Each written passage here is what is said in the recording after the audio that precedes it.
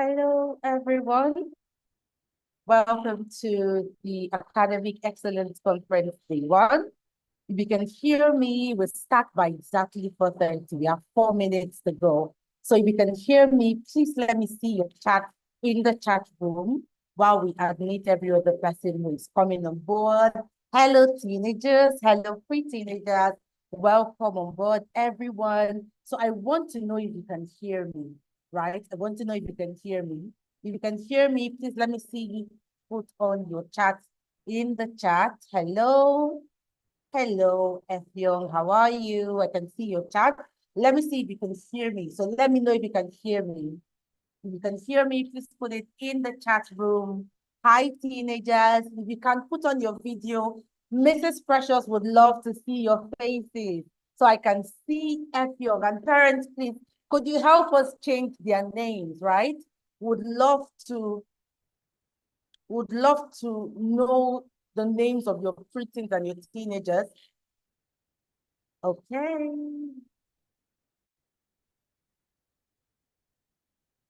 Okay. I guess we can be heard.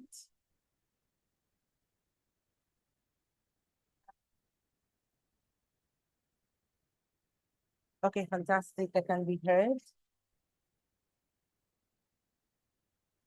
So I'm still waiting, guys. If you can hear me, let me see your response, okay? If you can hear me, let me see your feedback in the comments. We will start by exactly 4:30 p.m.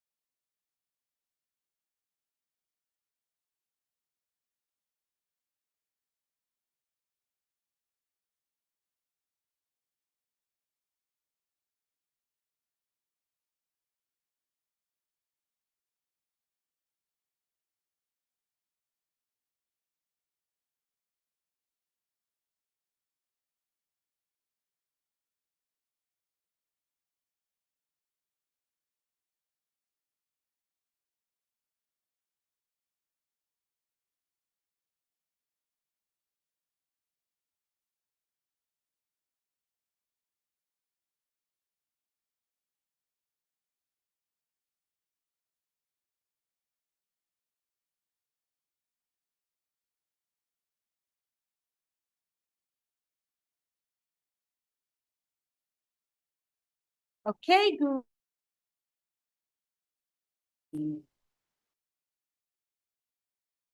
Thank you very much. And for the next 2 days, I am going to be working with you all. I from the have 40 of us in this call. Big ups, everybody. Thank you for being here. So I'm going to say hi in the comment section. You say, hi, Mrs. Precious. There, do we have a deal? So at some point, I'm going to unmute you. But everybody is muted. But everybody is muted. to enable us concentrate, right? So once I come to you, once I say hi, you say hi back in the comment section. If you want me to mute you so you introduce yourself to us, I will do that. So let me start by introducing myself.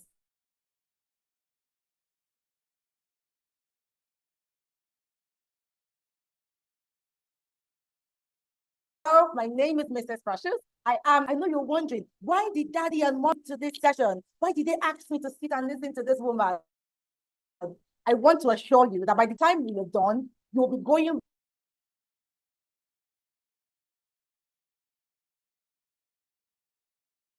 back to school, excited about learning. They enable you to learn. You'll be going back to school, pumped up for the new academic year. So I'm going to start with Jody Joseph. Jody Joseph, how are you doing? Let me see it in the comment section. How are you doing? Just type it down. Say, I'm good, I'm good, I'm good. I can see Jeremiah. Hi, Jeremiah. How are you doing? I can see Daniel. Hi, Daniel. I can see Good Luck and Richard. Hi, Good Luck and Richard. I can see Rosam. I can see Uche Chuku. I can see Emanuela. Oh, the Rosam. I need to mute you. Please, parents, as we're coming. Hi, Jody. Jody says he is great. Please, parents, can we mute the audio on our end, please? Or teams, if you can mute your audio, please help us. So our My name is Stephanie. What did you say? My name is Stephanie. Your name is Stephanie. That is great. You.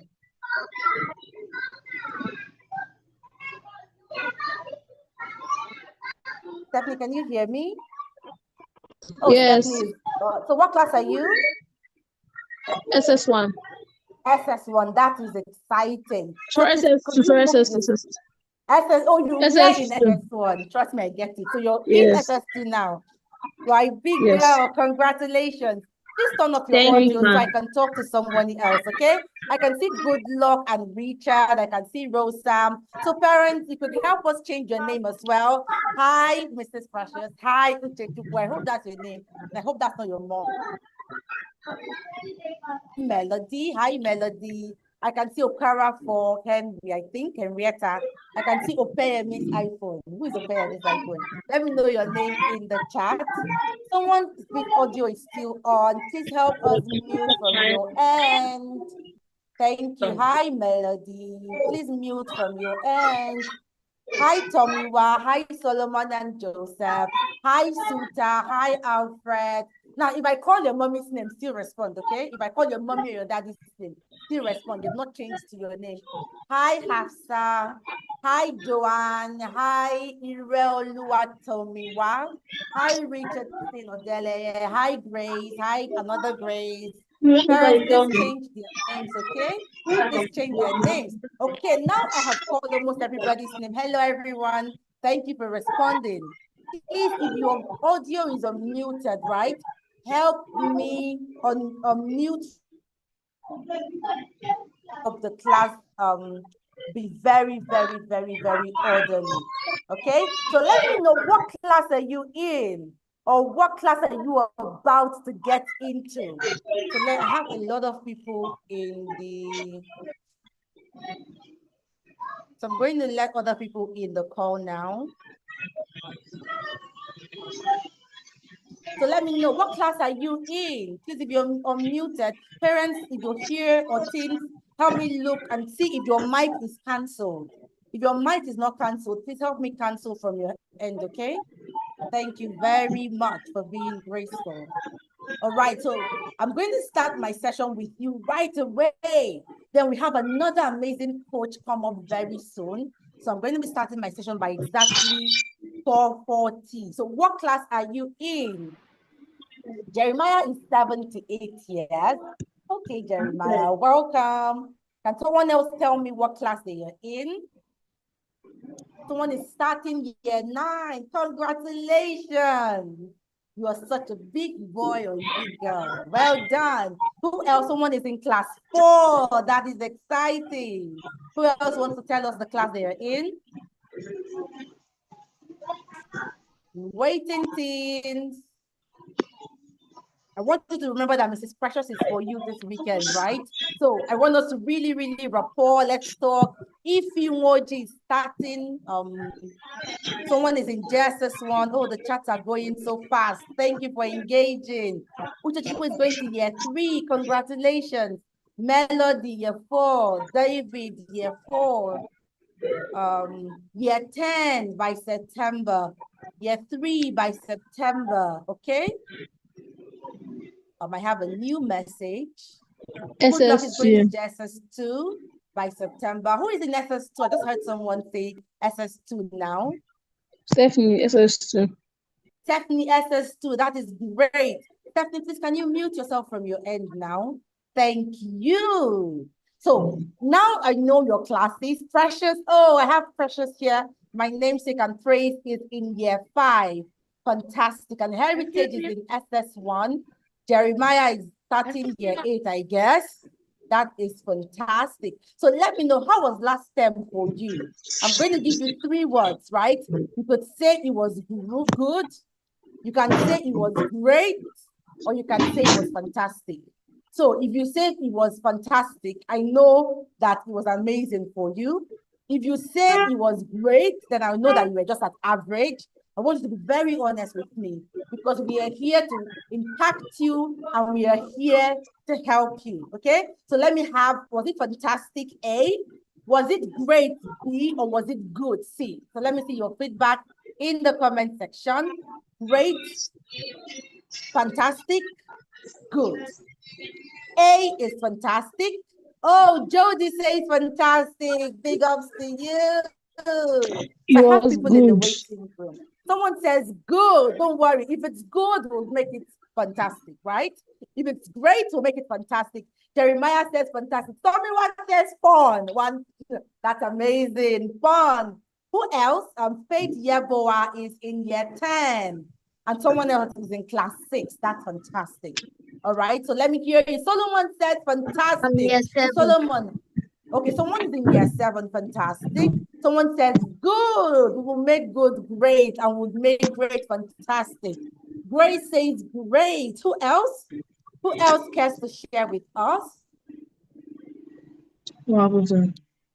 Fantastic. I can see someone say fantastic. I can see someone say fantastic. So I get 5 more responses and I move straight to my session. It was good. All right. Precious Praise says it was good. So I am admitting every other person. So if you're here, I'm going to admit you in a bit. I was good. It was great. That's good. It was great. If you've not responded, why? We have a lot of people on the call and I'm just hearing few voices. Please talk. Mrs. Precious is your friend, okay? Let me hear your passed in response. flying colors. Wow! Good job. Someone passed in flying colors. And Melody said it was awesome. I love that you're using your own words too. That is good. And Nobong says amazing. Exceeding Grace says awesome. That is good.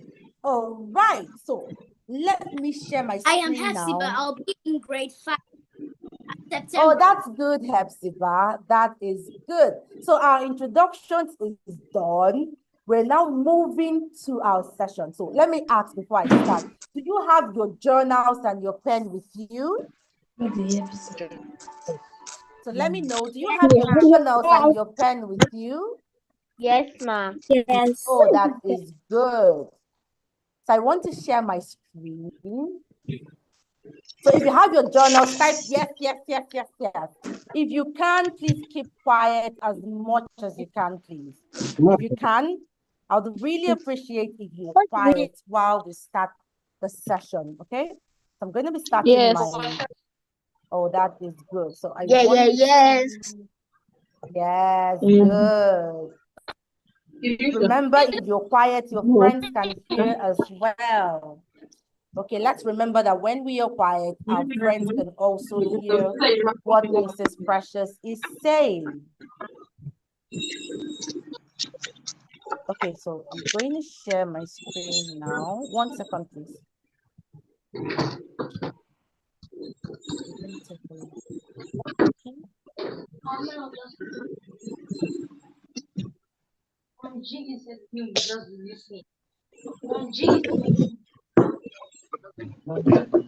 So not right now, this first session, we will be looking at how to become an A-grade student. Everybody type it in the chat. How to become an A-grade student. Now, in starting that, my screen, I don't know. I think I'm going to share it from here. So I'm going to share my screen from here. If your video is on, please make sure that you are well put together because we can all see you, right? We can all see you. So if your video is on, please make sure that you are well put together. How to become an A-grade student. Right, so I want to share my screen right now so you all can see it. It's going to take me a bit of time. I will be with you shortly. While you're here, just put yourself together. You know, get your water to make sure. Okay, my screen is here. That is.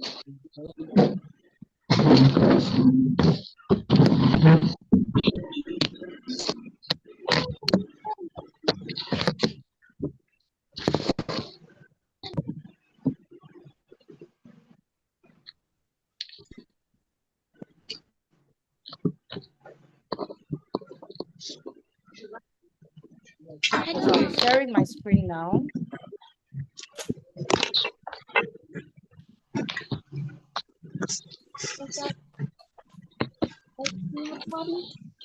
So everybody, please give me a second. You'll be seeing my screen now. So we start with the class.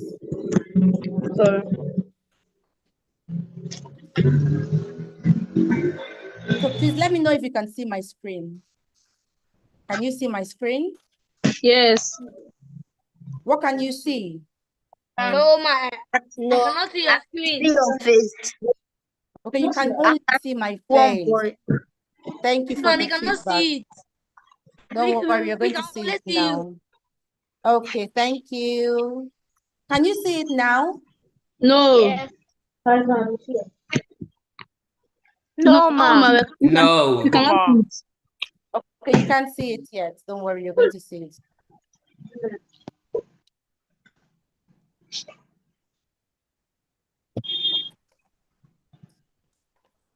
Can you see it now?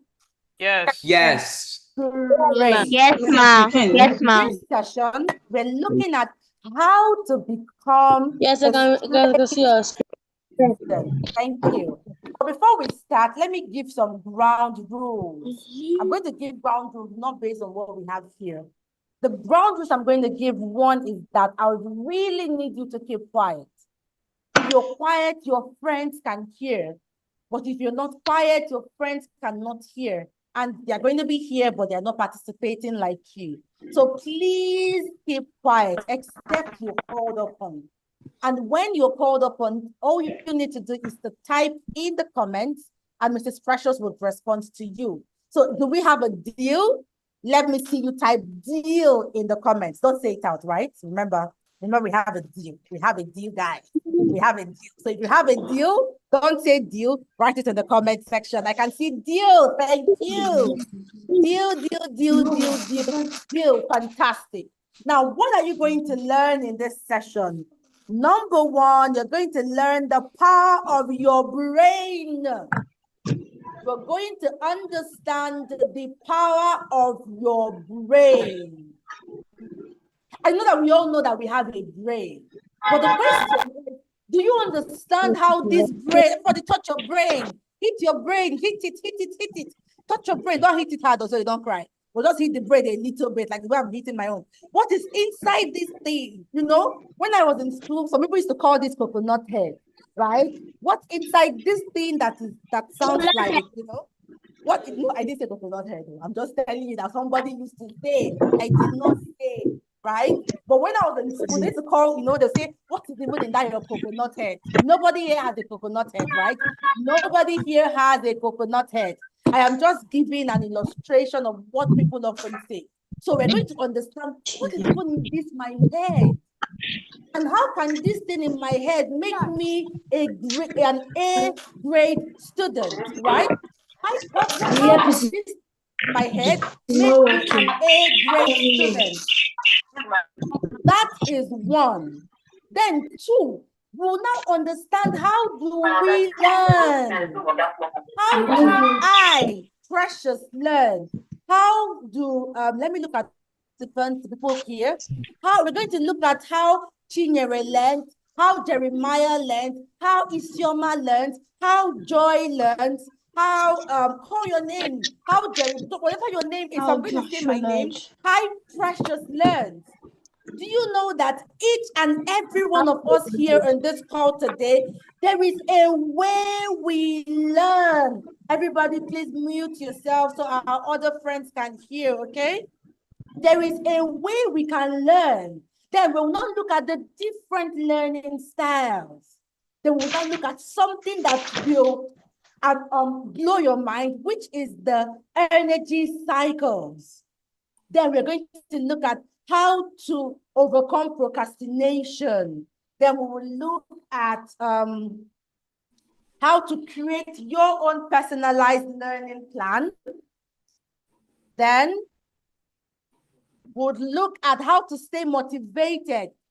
Sometimes we don't want to be motivated to learn. You feel drowsy, you feel reluctant, and all of those stuff, right? So what this session is going to teach you is also how you can be motivated to learn.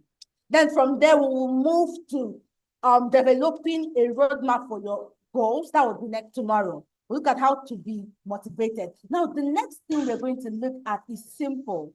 You have a brain.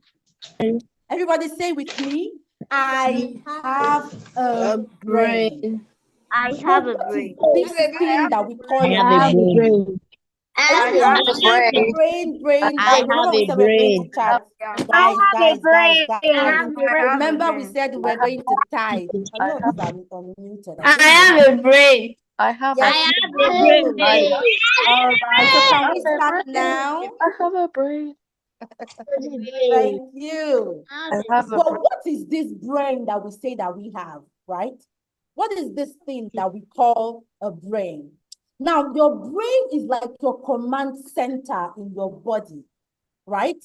Your brain is actually the most important part of your body. It is the most important organ of your body. And it controls a lot of things. Thank you. Your brain controls your thinking. Your brain controls your feeling, how you feel, whether you feel happy or you feel sad. Your brain controls your learning. So we'll look at your brain like a supercomputer.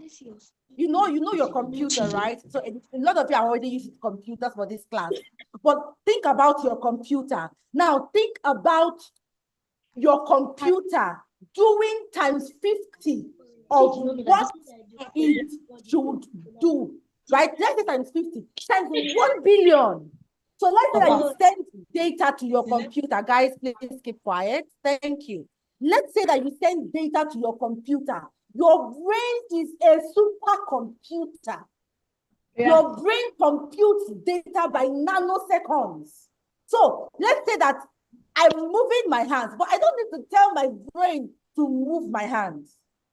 But do you know that if the part of my brain that controls moving my hands does not work, my hands will not move. So I don't have to say, brain, move my hands, for the brain to move my hands. In the speed of light, the brain will move the hand. So think about any computer, whether it's the computer that is in an aeroplane, the computer that flies an aeroplane, or the computer that flies a ship, or the computer that what are they called? Aeronauts use, or even the computer that tech giants use. No matter what you think of those computers, your brain is even more super. This brain on your screen is even more super. Do you know that everything that was created someone said my brain can power light bulb? Not really, but your brain, the human brain created the technology that powers light bulb. So do you know that at a point there was nothing like electricity? Nothing like electricity. It didn't exist. But somebody used his brain, everybody touch your brain, and was able to think out the technology that would enable us have electricity. Before, some time ago, right, there was nothing like a computer. It didn't exist. But some scientists used their brain to create and invent the computer. At some point, the people couldn't fly on the air. I know you know some of these inventors. Until the Wright brothers. What did the Wright brothers do?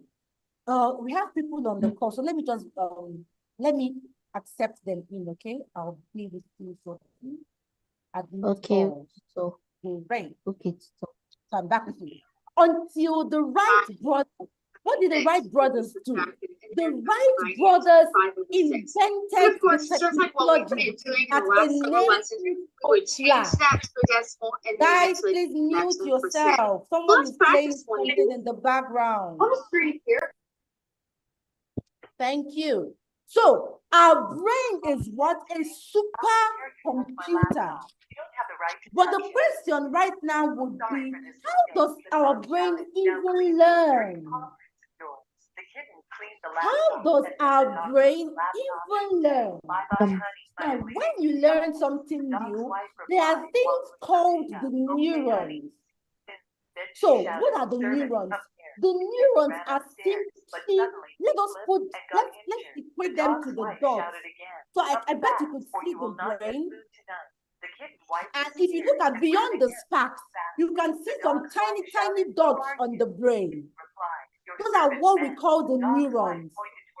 Now, for us to get information to our brain, something happens in the neurons.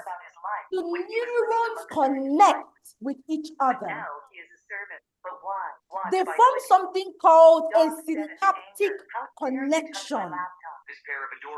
When they connect with each other, we now have what we call a neural connection. And once a neural connection is formed for something, our brain grabs that knowledge. Think about it like the road network in your city. Think about the neural connection that enables us to know things, like the road networks in our city, right? So if you know your city, you know that there are road networks. Probably if you just relocated from your city to a new city now, something might have happened. I'm trying to do that. Let me try again. Let me try to mute again. Apologies for that.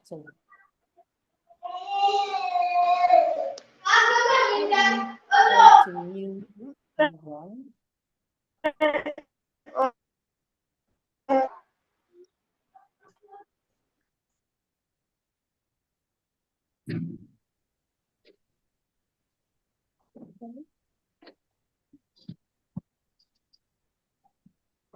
Okay, so everybody is muted now. Okay, great. Yes. Let me mute all. Allow participants to unmute themselves here. Are we all muted now? Not yet. No. Okay, we are all muted now. Still unable to mute. I'm not muted. She's not muted. Hold on, everyone, please.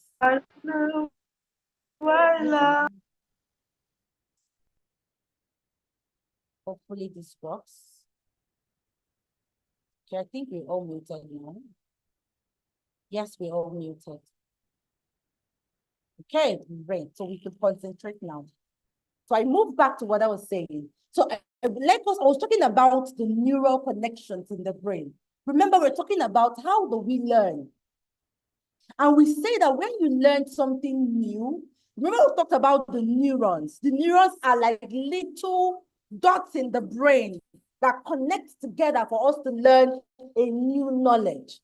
So when you learn something happens, it's as if you move to a city for the first time. And when you're in that city, you will find that you're not very familiar, right? You're not very familiar with the road networks in that city. So, for instance, when I moved to the city I live in right now, I wasn't very familiar with the city, right? I wasn't very familiar with the road networks in the city where I reside right now, until I moved around over and over and over and over again. That was how I now was able to identify, oh, this road leads to here.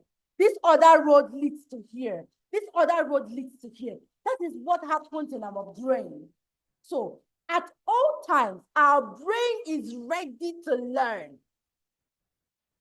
But the only way we are able to, let me use a big word, I will explain it to you. The only way we are able to consolidate learning is when we practice it over and over and over and over again. So our brain is a super machine, very powerful. It can solve problems. It can remember things. It can make decisions. But the only way this our very supercomputer brain can remember things and learn things is when we do things over and over and over and over again. But that is just one point. We move to the second point, which is how elastic our brains are. So I have an image here that is like a rubber band. You see, even if our brain needs to learn something, just by repetition, we can still expand the capacity of our brain. So I have something here now. I have like a water bottle. So I'm going to stop sharing my video. So I give you this illustration of this water bottle. Now, for instance, this is a person's brain. The entirety of this is a person's brain, right? This container can be expanded. Follow me, guys. This container that we're seeing, assuming it's your brain, you know that we can't expand this container. The content is what it is. But your brain can be expanded. Your brain is like a rubber band. It can be expanded. It can grow. So let's assume that you're learning maths. And in that maths that you're learning, right? In that math you're learning, you find that if you understand to an extent, you no longer understand the concept. You can actually expand your capacity. So we call this concept neuroplasticity. So what is neuroplasticity? Guys, please, can we stop the chats in the box? If you listen, you will learn. But if you're chatting away, you're distracted. So when it's time to chat, I am going to allow us ask our questions, okay? I'm laying a foundation. We're going to get to understand in a bit. So I would really need everybody to sit still and learn rather than just typing in the comment section, okay? So the brain, like we've said, is neuroplastic. the capacity of your brain can expand. The capacity of our brains can do what? Our capacity of our brains can expand. They can increase. So no matter how difficult the concept is, if you apply the strategies that we are going to be learning in this session today, the capacity of our brains will expand and they can expand.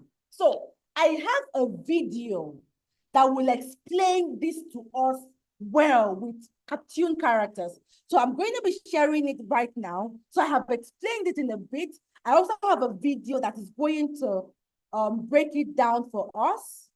So I'm going to be sharing the video right about now. So sit still, the video is going to be coming up right away.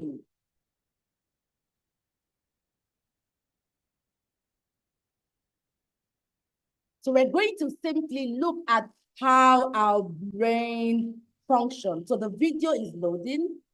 It should be coming up on our screens shortly.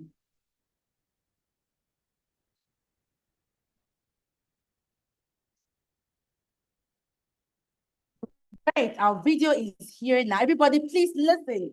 You're going to tell me what you learned. We will share it into the group, okay?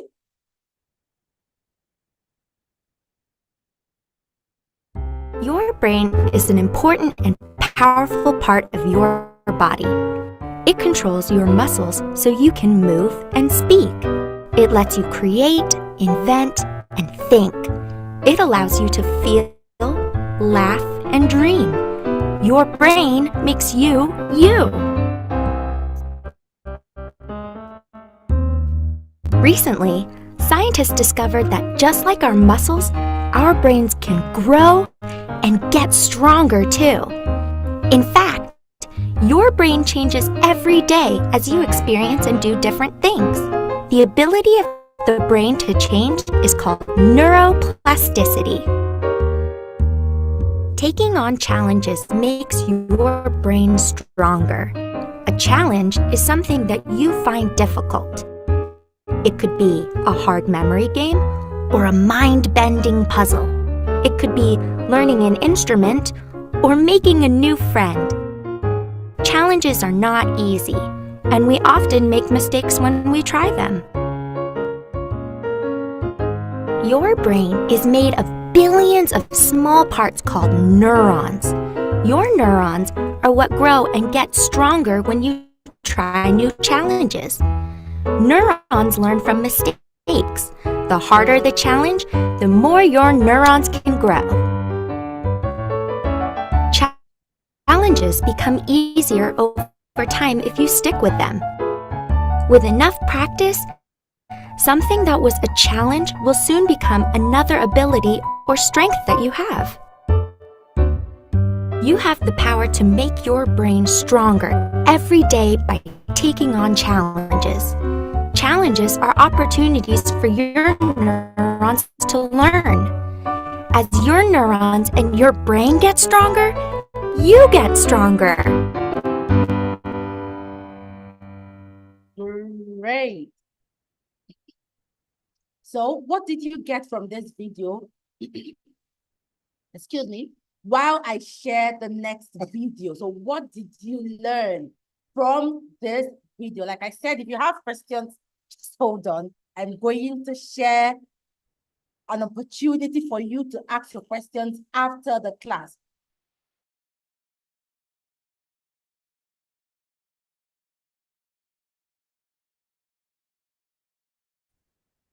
I'm going to share another video. What is one thing that you have just learned? Our neurons expand when we face challenges.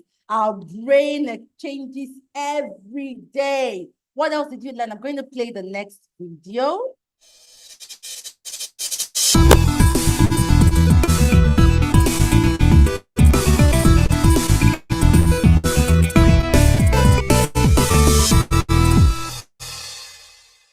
You would not be here if you weren't interested in learning, and neither would I. But here's something we have in its infancy. Just 20 years ago, most scientists believed that once we reached adulthood, our brains were pretty much fixed. Not that we were incapable of learning anything new exactly, but the assumption was that our brain's development phase was over, and now it's pretty much there to remind our hearts to keep beating and occasionally let us remember where we left our phone. But thanks to huge advances in things like functional brain imaging, we have a clearer picture than ever of how our brains work, and we're beginning to observe some wonderful things. For one, we now know that the process of learning actually alters the structure of our brains at the cellular level.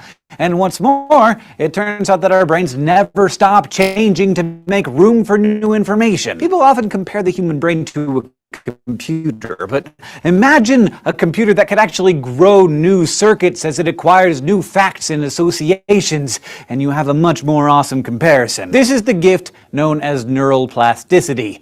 You might think of plastic as being stiff and cheap, but in biology, plasticity refers to the capacity of living things to mold themselves to new conditions, and our brains are great at it. For one thing, your brain cells, or neurons, are always changing their connections to one another to meet changing demands. Each of your neurons consists of a central body with spindly dendrites and a long axon stemming from it.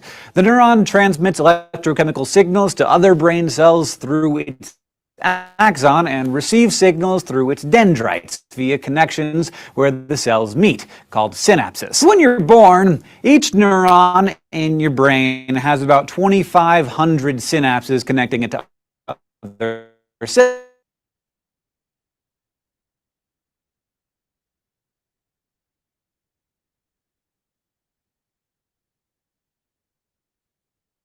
So while I share the video, another video that is a lot more concise, let me know what you're learning. So what is the catch point for you? Because I really want everyone here today to leave this call with a new knowledge. And what is that new knowledge? The fact that no matter how your life has been and the time passed before, you can learn. Your brain is changing. You have the capacity to learn. Your brain can expand. Of course, we're going to look at other things that you can now begin to do to hack your brain and promote its neural plasticity. Right? So a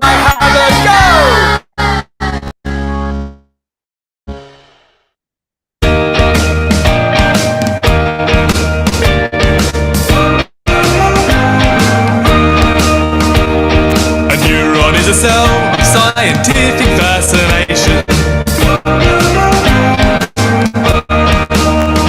They receive, process, and transmit information. They allow us to think, solve problems, and grow.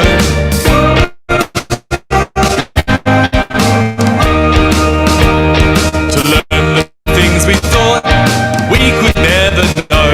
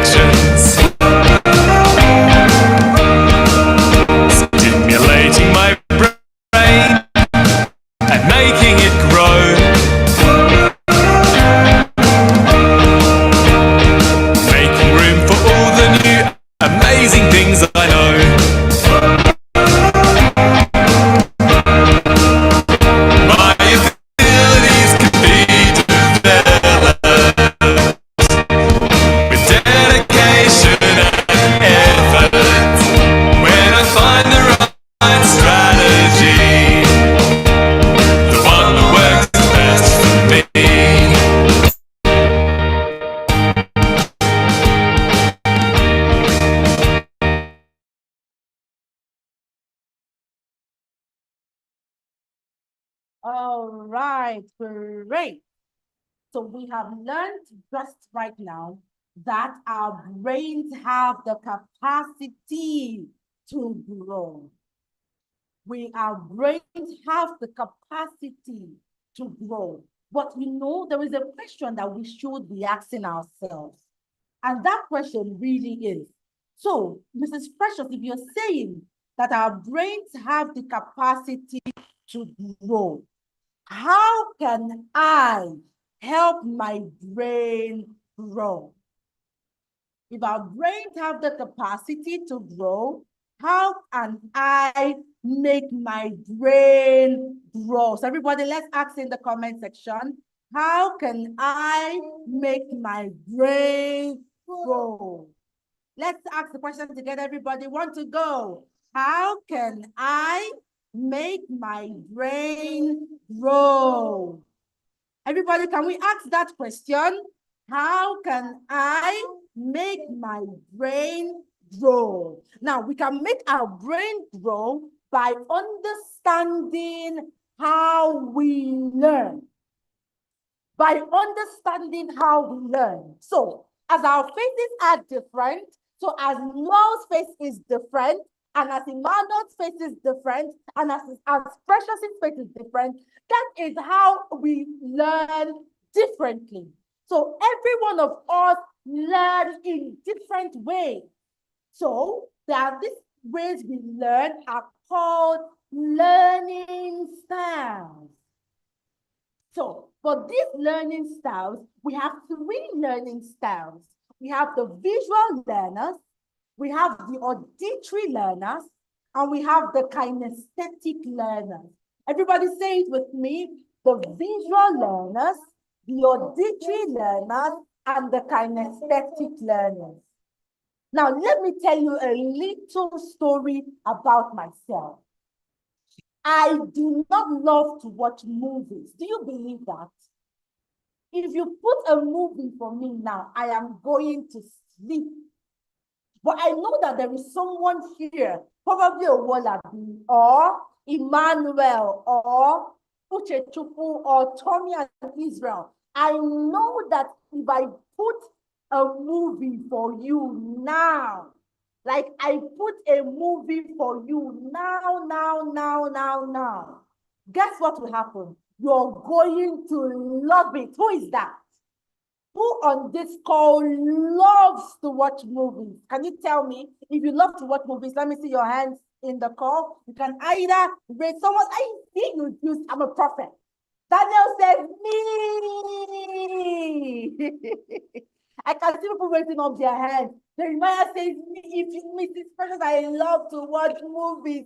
And I can see Church says, just leave me with a movie. But if you know you don't love to watch movies here, say, I don't love movies. So someone said, of course, me. Someone said, but every child loves movies. That's not true. That's not true. Some people love movies and other people love music. So let me ask.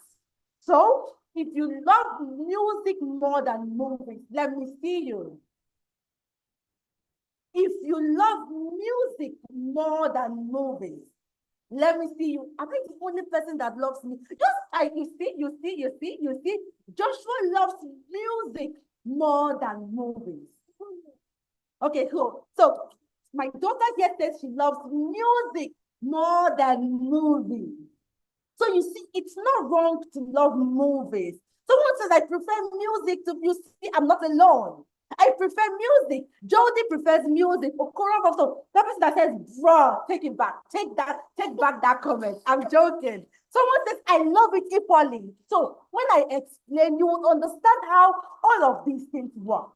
So whether you love music more than you love movies, or you just love them equally, or we move to the next step. People who, they love music, okay? They love movies, okay? But they prefer to do things. So rather than give me a music movie to watch, or give me a music to listen to, just give me something to do. Probably you prefer to do experiments. You prefer to deconstruct things. You prefer to bake. You just prefer to do things with your hands. You prefer to draw. You prefer to fix puzzles. If you're like that, let me see you. All right, so let's really make the conversation. So Joshua is saying me. So someone here, if I give you 3 options, I'll say it's either you draw, or you paint, or you listen to music, or you watch movies. Someone here is going to say, please take your movie, take your music. I'll prefer to draw. Now, this is a simple illustration of how we are all different.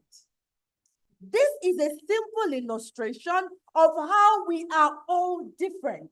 So it's either you're visual, you prefer to see, or you are auditory, you prefer to hear, or you are kinesthetic, you prefer to do. Each of these things could either be your dominant learning style.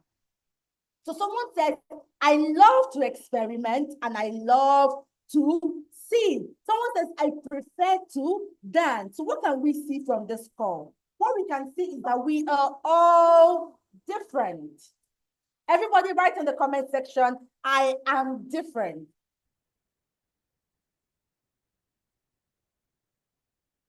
Everybody write in the comment section, I am different.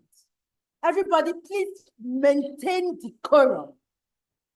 If you are here, it is because I believe in you and you do not do things that are not proper. So if you're going to type in the comment section, make sure you're maintaining decorum, okay? Make sure you are maintaining decorum. Thank you very much. So we are all different. The same way that we all prefer to do different things, that is actually how we all learn differently. So I am now going to share secrets with you of how you can use this, your preferred way you learn, to actually study as you go back to school. So let's look at visual learners. Who are these visual learners? Now, visual learners are learners that absorb information through visuals. They love images, they love diagrams, they love charts. They just love to see. They love pictures. All of these are the different ways that we learn. So let's say that sign that you are a visual learner, you love to see, apparently. Then secondly, you prefer to visualize what you're learning in your head. You like to paint mental pictures. Then you love it when you're learning something and you're able to see it. If you are a visual learner, type visual, visual, visual, visual, visual. If you're a visual learner, let me see you type visual, visual, visual, visual, visual. Let me see you type, I am a visual learner, I am a visual learner, I am a visual learner. I prefer, so if I'm teaching you, you just want me to see. You just want to see it, you want to see the pictures. That is a sign that you are a visual learner. So what strategies can you, a visual learner, like I think I saw Ivy say that they are visual. I can see Dami Pay, I can see Joshua, I can see Maybe, I can see Praise. So what can you do since you are a visual learner? Number one, use mind maps when you are studying. Now, what are mind maps? If you look at the image we have on the screen, I'm going to enlarge it now. So only the mind map is seen on the screen. So can you see that little circle with arrows pointed across? That is really what a mind map is. A mind map is your way of arranging the information you are getting into a diagram or an organogram where you are able to divide it. Let's take, for instance, you are learning about the digestive system. So in creating your mind map, you can easily draw the circle there. You can simply type digestive system. Then what arrow now moves to? What are, probably, let's say that in the digestive system, we're now looking at the steps of digestion. So one arrow can move to what are the steps of digestion, or what are the organs in the body that food passes through. We can start from the mouth, so an arrow moves to the mouth. Then from there, we can now move to the esophagus. Then an arrow is drawn to the esophagus. Then from there, let's say we now move to the small intestine. The other arrow has the small intestine. Then from there, we move to the large intestine. An arrow is drawn to the large intestine. From there, we move to the rectum. An arrow is drawn to the rectum. So if you are a visual learner, using mind maps would really work for you. Using, everybody say mind maps in the comment section. Can I have my facilitators please respond in the comment section to the children? Everyone, please, can we maintain decorum, okay? Let us maintain decorum in the chat. Now, this is a way that you could use your mind map.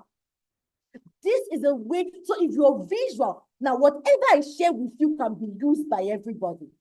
But using your mind map is a way of crunching everything you're learning in a piece. So because you're a visual learner, you are able to visualize.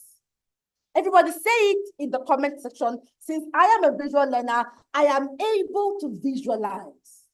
I am able to visualize. I am able to visualize in my mind. I am able to create mental pictures. I am able to create mental pictures in my mind. That is one way that we are able to use our power of visualizing. So let's say that you're writing an examination and you are to classify. Once you've been able to draw your mind maps during your study session, once you try to visualize it, that mind map would come to your mind. So as you go back to school, write it boldly. Use my mind mapping. So I want to unmute someone. Can you explain to me how you can use these mind maps that we've just looked at the moment? So I want to unmute someone.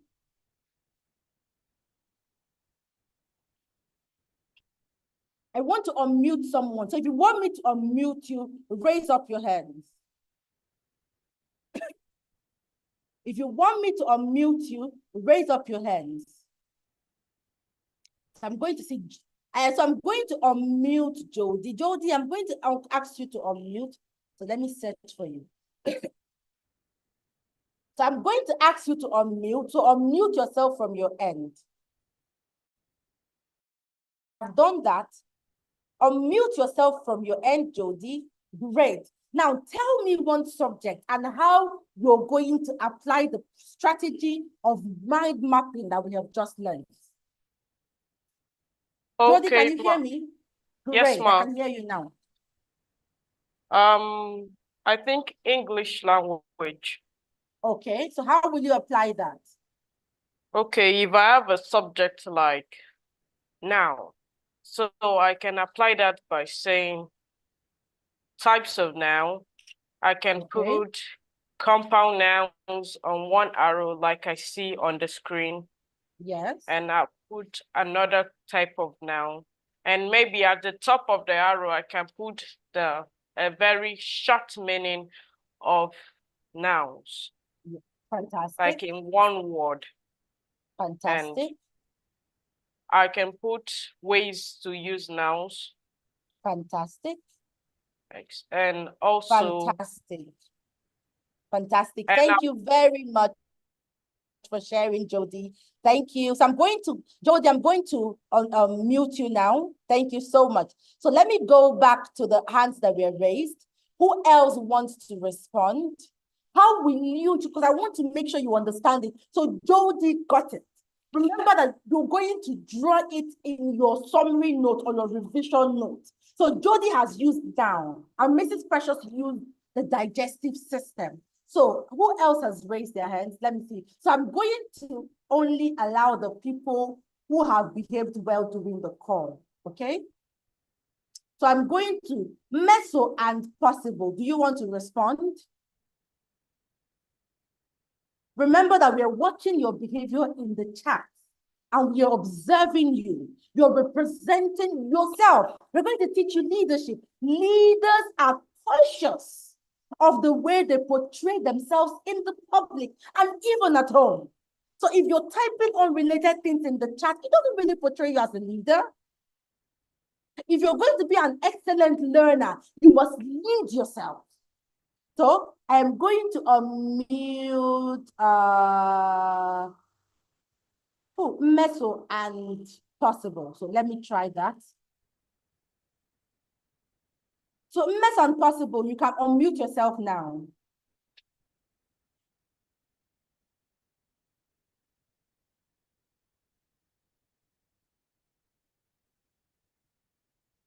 Okay.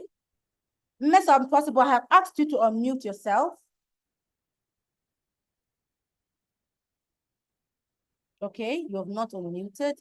Let me try Uche Chukwu phrase. Okay, Meso and possible has unmuted. So how will you use the concept of the mind map? Are you there? Yes. Great. So what class are you in, meso or possible?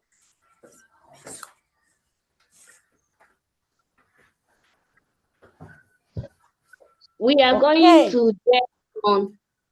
You're going to what? JS1. JS1, fantastic. So what concept were you taught in the previous year? And how do you think you can use it with the mind map?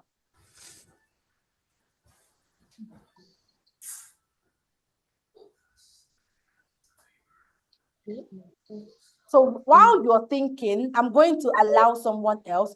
So make sure you can keep thinking. You could just mute yourself while you're thinking about it. Let me allow somebody else. David, are you ready? David, I'm going to unmute you now. So unmute from your end, David. Great. David, what class are you in? I'm going to year 8. Year 8, fantastic. So how would you apply the concept of the mind map? So what I would do is that I'll apply it in the subject of history and do like events that happen between this year to another year. Okay. So for example, from the year 1900 to the year 2024. Okay. On one arrow, I'll put World War One, the next World War II, and the Industrial Revolution, the Cold War, and stuff like that. Okay. That is great. So I love that you understood that. Thank you, David, for coming on. I'm going to take, okay, let me end this here. I'm going to ask you other questions. So we move on. So we now understood how we can apply the concept of the mind mapping. Now, this doesn't just work when you're studying. What happens is that as you go over it over and over again, your brain makes a mental picture. It literally takes a snapshot. So when you are in the examination hall and you need to recall that information, what happens?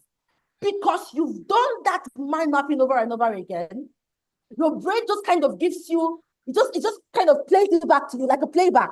And you're like, okay, when I was doing my mind map in the circle, let me use David's example. In the circle, I wrote, talk about the events that happened in history. Then on the other arrow, I wrote World War I, World War I. The other arrow had World War II. The other arrow had World War III and all of that good stuff. So that is how visual learners and every learner can begin to apply mind mapping.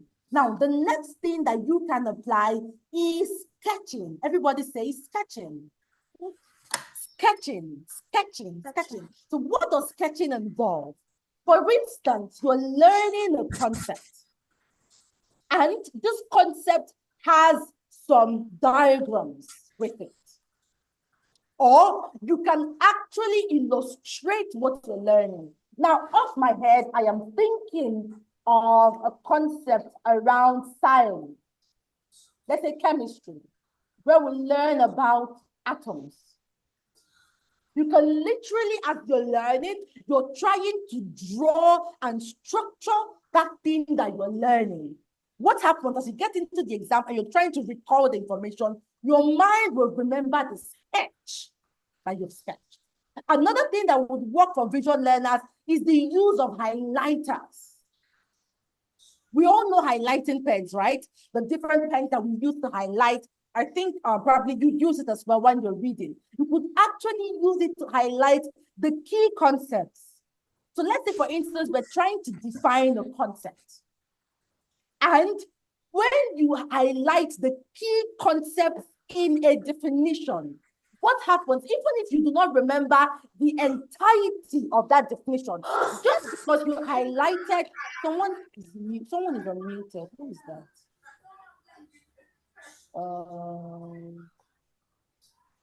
Which is unmuted? Okay, good. We're back on. So just because you were able to highlight the key concepts, when it is time for you to remember, all you need to remember is the key. In every definition, right, there are key concepts. So in the definition of a noun, I want to unmute for our friends in lower classes to define what a noun is. So if you can define what a noun is, just raise your little hands up. Let us see you. I'm going to unmute right away. I barely have a few minutes for our next coach to come on board. He's already on the call. Who wants to define what a noun is for us? Who am I going to call? Apologies if I don't pronounce your name well. So I have asked you to unmute a name more noun, something like yes, please. Now it's a name of a person, a place or an animal. Thank you. Good job. Now, thank you. So I'm going to mute you now. Now let me unmute Praise and Samuel. Praise and Samuel, I'm going to unmute you now. So tell me, what are the key concepts in that definition of a noun? What are you going to remember while defining a noun that will enable you define it fully? So Praise, are you ready? Yes. Great. So what are the key concepts in the definition of a noun? And what are you going to highlight if you had your highlighting pen? The key concepts in defining a noun is animal, the animal, the place, the thing, and the person. And the person. Then it's also the name. It's also the name. So guess what happens? No matter how lengthy a definition is, there are key concepts that you can easily highlight. So I want someone in an older class to give us the definition of a very lengthy concept. So can I have someone in an older class? So let's say year 8, year 9, year 10, year 11, year 12. Let me try. Who is that? Let me try Elizabeth Yeboah.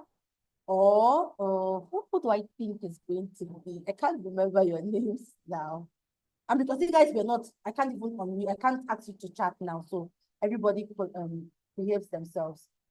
Let me try Faustina. Faustina, I'm going to unmute you. Don't worry, everybody's going to talk at one part or the other during the. Okay, I'm going to unmute Faustina. So Faustina, unmute. What class are you in?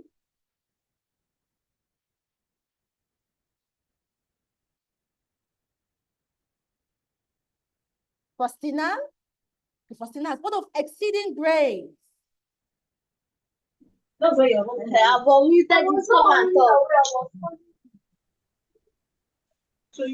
Yes, ma'am. This Okay, is who is speaking? Who is speaking? Exceeding grace. Exceeding Grace. What class are you in?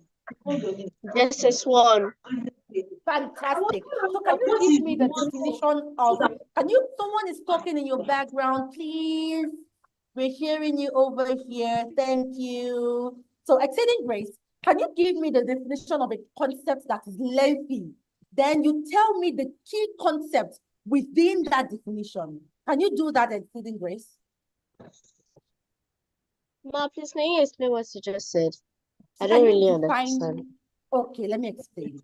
So you've learned different things in school. You learned science, you learned geography, Yes. you learned history. So can you give me one definition of something you learned?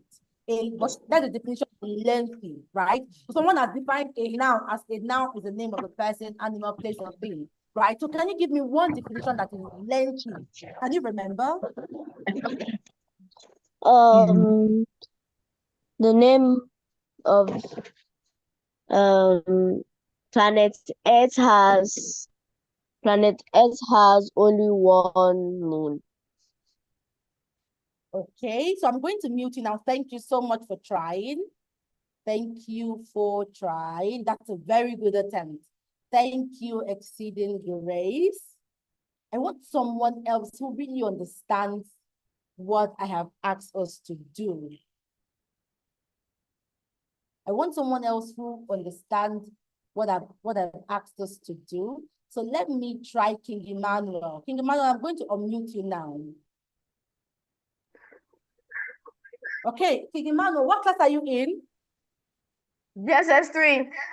Fantastic. Can you define the concept and tell me the key concepts within that concept you have to define?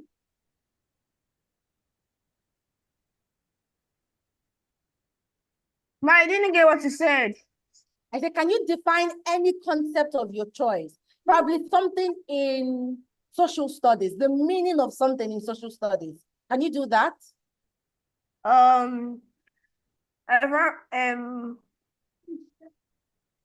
Environmental hazards are those things that destroy the environment and make it unfit for human living.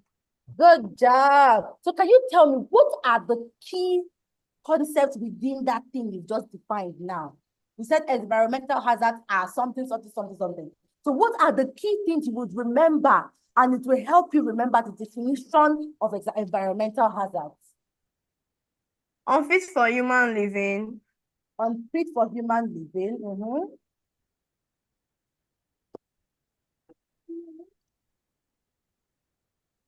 That destroys.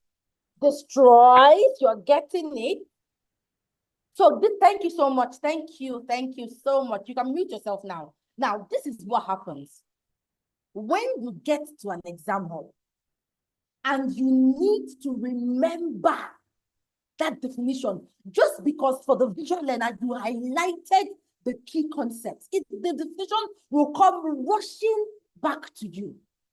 So for the visual learner, we talked about using your mind maps. We've talked about highlighting. So go back after this call, when your your parents are buying your back to school supplies, tell them that Coach Precious said they should get you highlighters. Write it in your journal now. I will ask for a highlighter. Everybody write it in your journal. Write it. I will ask mommy for a journal. Let's go. I will ask mommy for, not a journal now, a highlighting pen. I will ask mommy for a highlighting pen. And we've just looked at how you could even highlight if your school permits. If your school permits, you can also highlight your notebook. You can highlight your textbooks.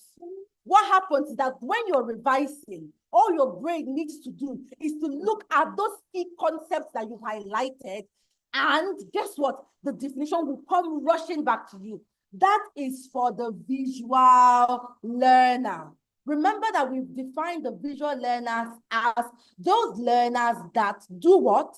That learn by sight and visualizing. Now, let us move to the next group of learners, who are the auditory learners. So who are these auditory learners? Our auditory learners are those learners that learn by hearing.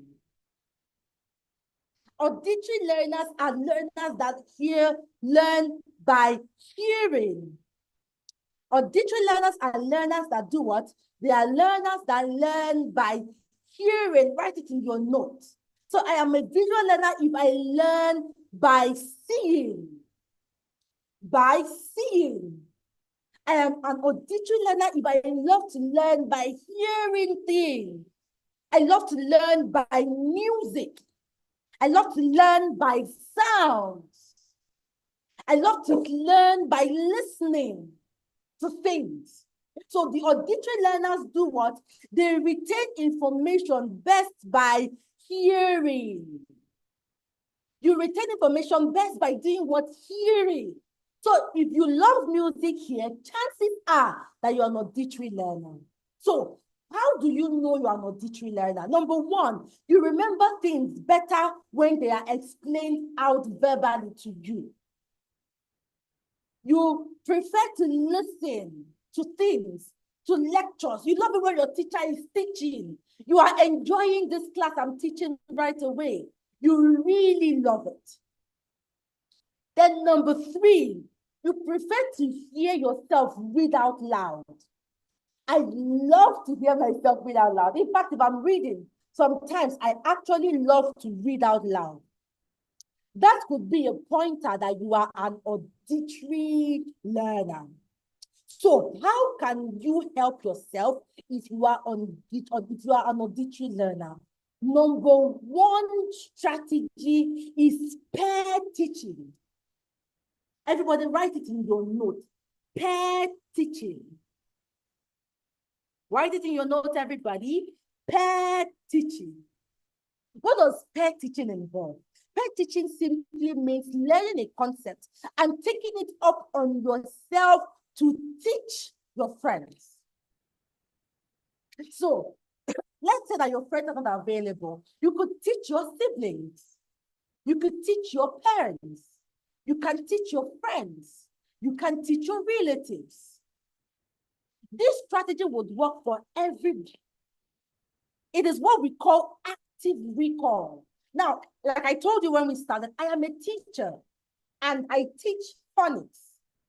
And for me to teach phonics, oftentimes I do not need to teach my phonics with a notebook. Do you know why?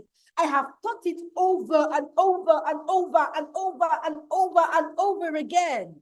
So let me ask a question. Do you have any teacher in your school that does not need a notebook to teach? Let me see. So I'm going to allow us chat now.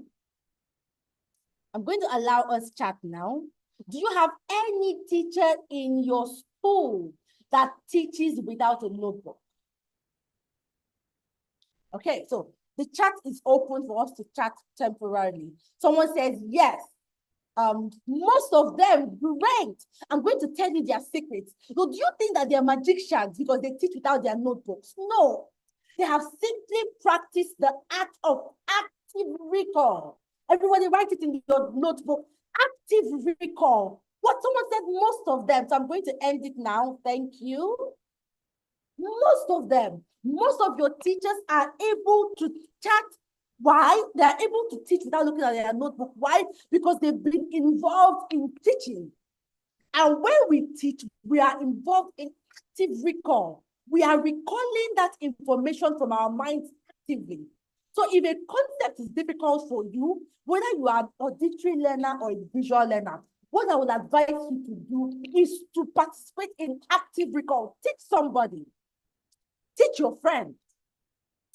Identify those fellow students in the classroom who are unable to understand it when teacher taught it. Try to understand it and teach them the little they know. If you do that, the information will move from your short memory to your long-term memory. Your short memory is the memory that information gets into the moment you hear it. So for instance, what you're hearing now is getting into your short-term memory. But It will now move from your short-term memory to your working memory. It moves to your working memory when you revisit the concept, when you revisit your notebooks, when you revisit the replay. It will now move to your working memory. Then from when you've interacted with that information over and over again by teaching other people, what happens? It now moves from there to your long-term memory. So if you're going to remember things easily, you should be involved in teaching other people. So be that classmate who always wants to teach people. Have friends where you guys take turns in teaching yourselves, particularly if a concept is a little bit difficult. Then the next one is to engage in discussions. Identify classmates in your class that you can have discussion times where you guys discuss and explain concepts within yourselves and to yourselves. Another thing you can use is rhymes and mnemonics. So I like to give this example. So I was in secondary school in JSS3 particularly. That is year 9, like some of you. Years ago. That is, I'm telling you, many years ago. Like many years ago, guys, like 2006. That was many years ago. But I had a teacher, her name is Mrs. Ajekwe. Yeah, that was her name. God bless her heart. I attended a federal school in Nigeria, right? Her name was Mrs. Ajekwe. She was our integrated science teacher. So she taught us about the 20 elements. And do you know that right now, 2006 is about 18 years ago, I think, yes. About 18 years ago. Right now, I still remember the elements in the periodic, the 20 elements, the first 20 elements in the periodic table. Let me sing it for you. Hydrogen, helium, lithium, beryllium, boron, carbon, nitrogen, oxygen, fluorine, neon, and sodium, magnesium, aluminum, silicon, phosphorus, sulfur, chlorine, argon, potassium, calcium. They are well arranged. Can someone clap for me? It's precious. Now, why do I remember this? After 18 years. Now, I learned this when a lot of people were not even born. So I can bet that nobody was born in 2006 to an extent. But something I was taught far ago, I am still able to remember it. Why? Because I use my rhymes and mnemonics. Because I use my rhymes and mnemonics. So whether you are an auditory learner or you are a visual learner or a kinesthetic learner, when you need to learn a concept that is long, for example, you need to learn to cram, you need to learn, not cram now, to memorize a concept that has to do with classification that is long, like what I just called the 20 elements now. Turn it to a song. Turn it to a song. The brain remembers music. This is why you can hear me. I listened to someone's album yesterday for the first time. And the whole day, unconsciously, I was just humming the song. I was just humming the song. For those of us who are on social media, I know a few of us, or your social media, of you watch the mom be on social media. In Nigeria, some time ago, something trended. I don't know if you heard it. Yeah, we had a lot of people thinking, right? We heard those kind of things. Now, why did it stick in people's memories? It was because of music. Music is a super tool in consolidating memory. Music. So, what do I advise? If you are learning a concept and it is difficult, look at your favorite song at the time, get the tune, convert it to a song. Like I've said, hydrogen, helium, lithium, beryllium, boron. You can just take something and convert it into a song. Guess what happens? As you do that, your memory is going to consolidate that learning and you will forget it. So what am I saying? Turn it into a song. Another one is mnemonics. Another one is the use of mnemonics. What is mnemonics? Mnemonics are simply abbreviations or coinages with letters. For instance, I don't know how many schools still use. When I was in school 18 years ago, 20 years ago, 21 years ago, we learned the characteristics of living things. And my teacher 21 years ago taught me the characteristics of living things using Mr. Niger D. As M for movement, R for respiration, N for nutrition, I for irritability, and all of that. Till 21 years, I'm still remembering. Why? Because we were taught with mnemonics. So when a concept is, you're finding it difficult to learn a concept, turn it into a song. It could be a song that you love.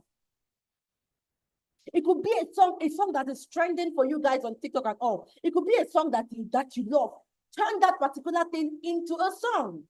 You will enjoy learning that way. Particularly, now, every other person can use this style, but particularly if you are an auditory learner. Another one is to look for videos. This would work for a visual learner and an auditory learner. This will work for a visual learner and an auditory learner. So look out for, what am I going to call it now? Look out for videos explaining that thing you're learning. For instance, you see when I was explaining the concept of the brain, some of you are like, oh, madam, I don't understand. But when I showed you those audio visuals, you got it.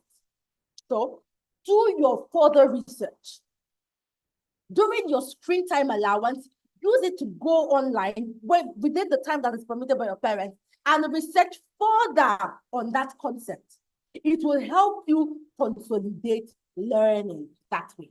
So I just have 8 minutes to the end of my session. So I welcome our next coach, Coach Chiedozie, who is going to teach us on mindset reengineering.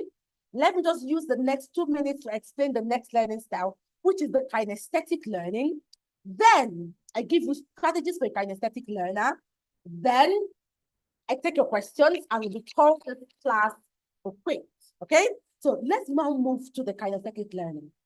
Like I explained before, the kinesthetic learner learns by doing. If you're a kinesthetic learner, you love to do things. You understand concepts when you have to do. That is how best you learn as a kinesthetic learner. Then number 2, you are restless during very long lectures. If you have to sit still for long, you are usually very restless. Then you prefer practical tasks, experiments, role-playing to learn new things. So how do you learn as this kinesthetic learner? Number 1, get hands-on. If you're learning science, conduct experiments, do your own experiments, simulate your own experiments. Look out for models. You could ask your parents to get you models that further explain, then will help you do. Another thing I like to do is to explain that you simulate a learning environment. So for instance, the example that we're giving, the nouns.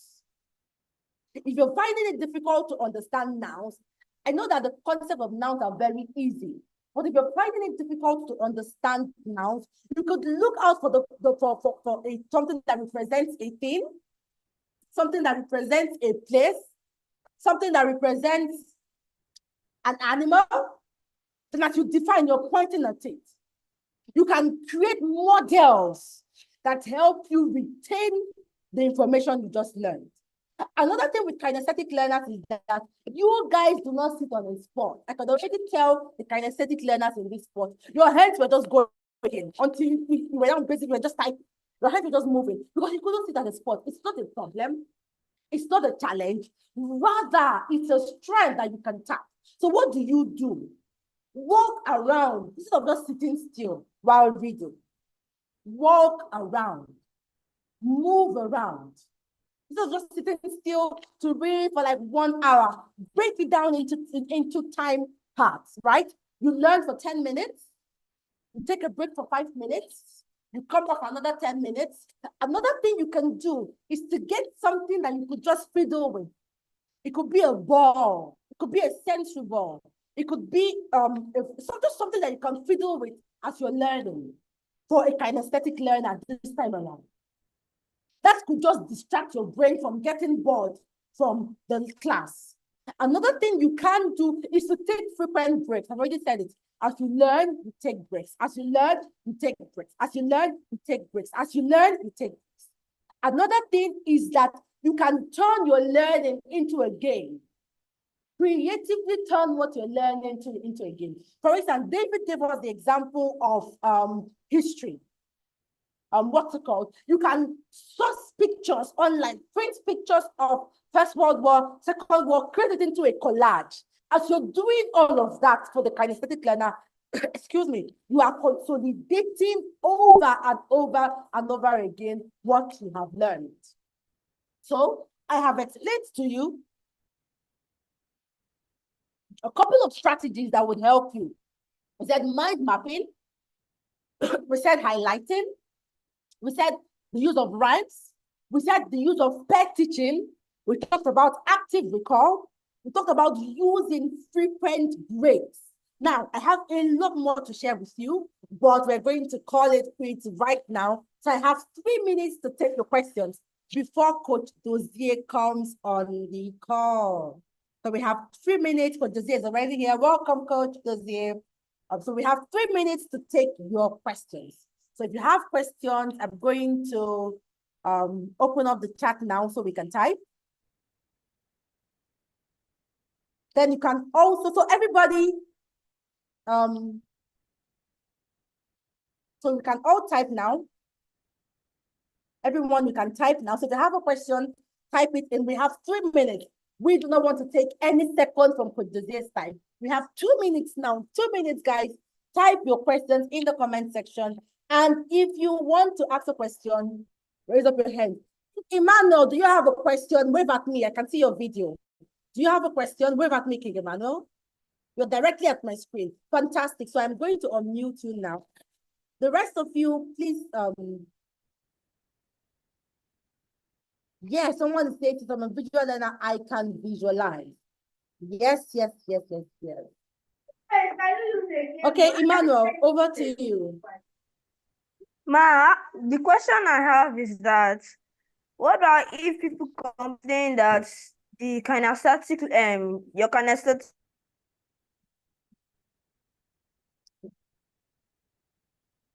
use it, or Emmanuel, please say it again. Ma, my question is that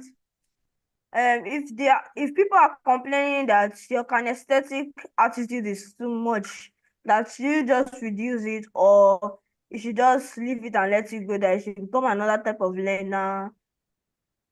That's my question. Okay. Thank you. So I'm going to answer. So for every behavior, there are widths of tolerance, right? There's a bandwidth of tolerance. So if you're a kinesthetic learner and you're disturbing other people, you're now becoming intolerant. So whatever, no matter how extroverted you are, you must not, you must ensure that your behavior doesn't affect the next person. So you don't necessarily need to change your extroversion. You don't necessarily need to change your kinesthetic attitude, but ensure it doesn't affect the next person. So make sure whatever you're doing, it is within yourself. And the moment you're beginning to become a bore to someone else, catch yourself, call yourself to order. So each of the learners, but you can't say that because you're an auditory learner, you don't be playing music and you're disturbing everybody in the class. Or because I'm auditory, you don't be talking. The class no longer becomes convenient for everyone. So our learning styles are not leverages for us to misbehave. Rather, our learning styles enables us to come to a point of self-awareness. So I know myself, I understand myself, and then I know when I am going out of order to call myself back. So you don't necessarily, look, the strategies I've shared can be used by everybody. The strategies that has been shared can be used by everybody. But sometimes, because of the way you are wired, you will find that it's easier for you to learn by teaching others and by mnemonics than it is for you to learn by visuals and by highlighting. Do you understand? So I hope I've answered your question. So I'm going to go to the chat now. Someone said, how do I make reading fun? I love that question. So I'm going to close up the chat room now. I'm with you the whole weekend, okay? So we're going to close up the chat room. I'm just going to answer one question. Coach Dozier comes up, and if we have some minutes, I'll take more of your questions, okay? Coach Dozier is here to impact us. Remember, when Coach Dozier comes up, everybody, you must ensure that you put up your best behavior. So when next we call Coach Dozier, he's going to come back to teach us, okay? So let me take your questions. I want to see reading as fun, not as work. How can I do that? So, Melody, let me say that I understand. Melody, let me quickly say that I understand your sentiments about reading. So, let me share hacks with you that would make reading fun and not work. Number one, you would need to change your mindset about reading. Because somewhere in your mind, you're already seeing reading as bored. This is worrying me. So we need to go back in our mind to rewire it, to see that, why am I reading? What is the importance of reading? Some of us don't like to brush our teeth, but we still brush our teeth. Why? Because if you don't brush your teeth, you'll become unhygienic and you will stink and your presence will become unbearable. So, irrespective of whether you love reading or not, the first strategy is to rewire your mind. Why do I read, Melody? I read to, number one, succeed in my examinations, for an example. Number two, I read to, number two, develop and become a better person. Number three, I read for self-development. I read to be aware. So you now get to the next question. So if I don't read, what will happen? I will be a novice. I will not be aware. I will not succeed. So will you bear the stress of not succeeding and not being a global citizen and not being informed? What you bear the few stress of reading compared to the negatives of not reading? So the moment you begin to see that there is a need for me to read, actually, that reading makes me a better person. Reading will help me reach my goal. Once you've rewired your mindset there, then number three, what are the hacks I use? Number one, Pomodoro principle. Write it down, write it down, write it down, write it down. Now, what is the in the Italian language is a tomato. So there is a timer that is typically shaped like a tomato that is timed, that is basically a timer.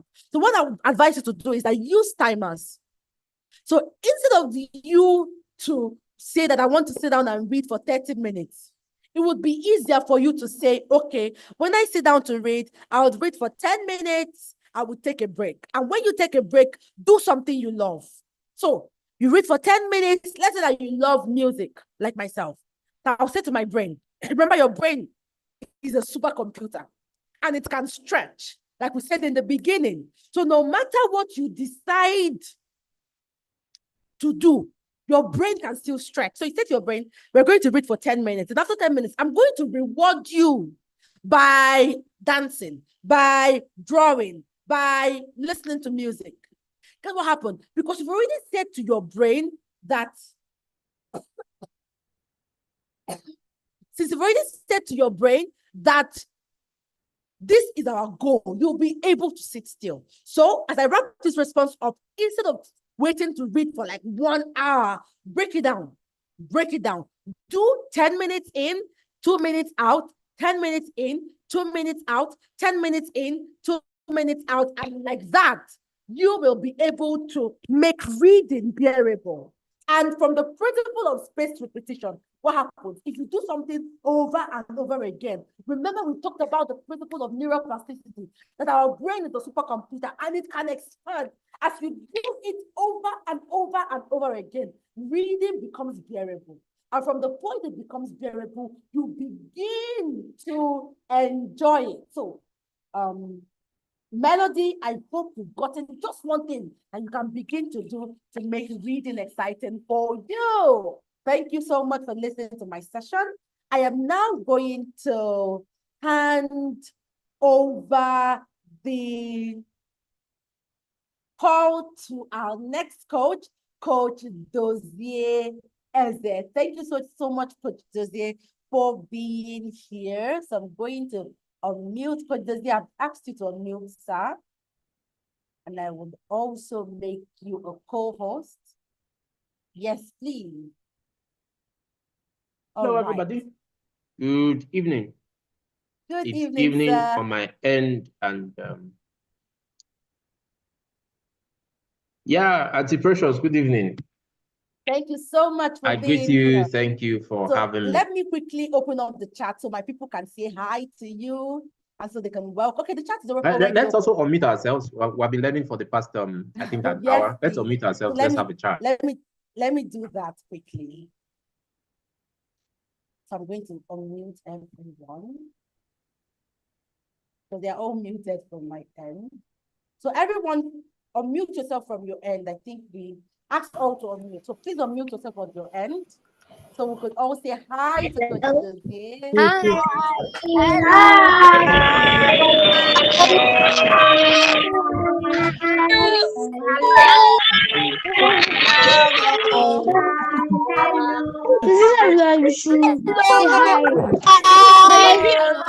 Hello, uncle. Hello, uncle. Hello. Hi, uncle. Hi, Hi. Hello, uncle. Hi.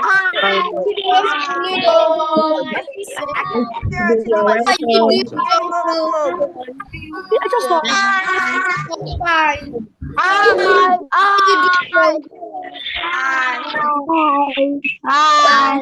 You had a good day. All right. Yes. Thank you. Hi.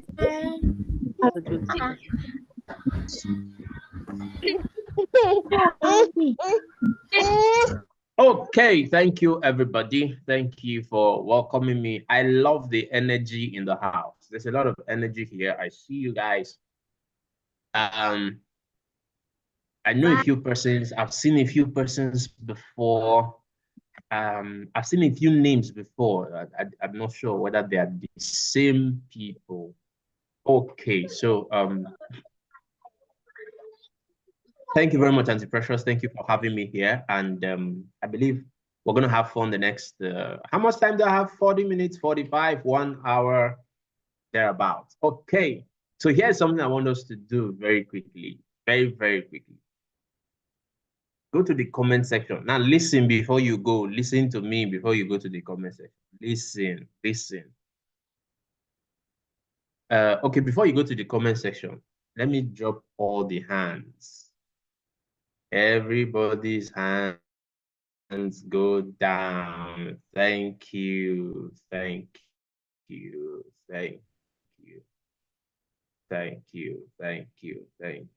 Okay. Am I allowed to welcome people? I see some persons in the waiting room at the Precious. I see some people in the waiting room. Are they supposed to be part of us?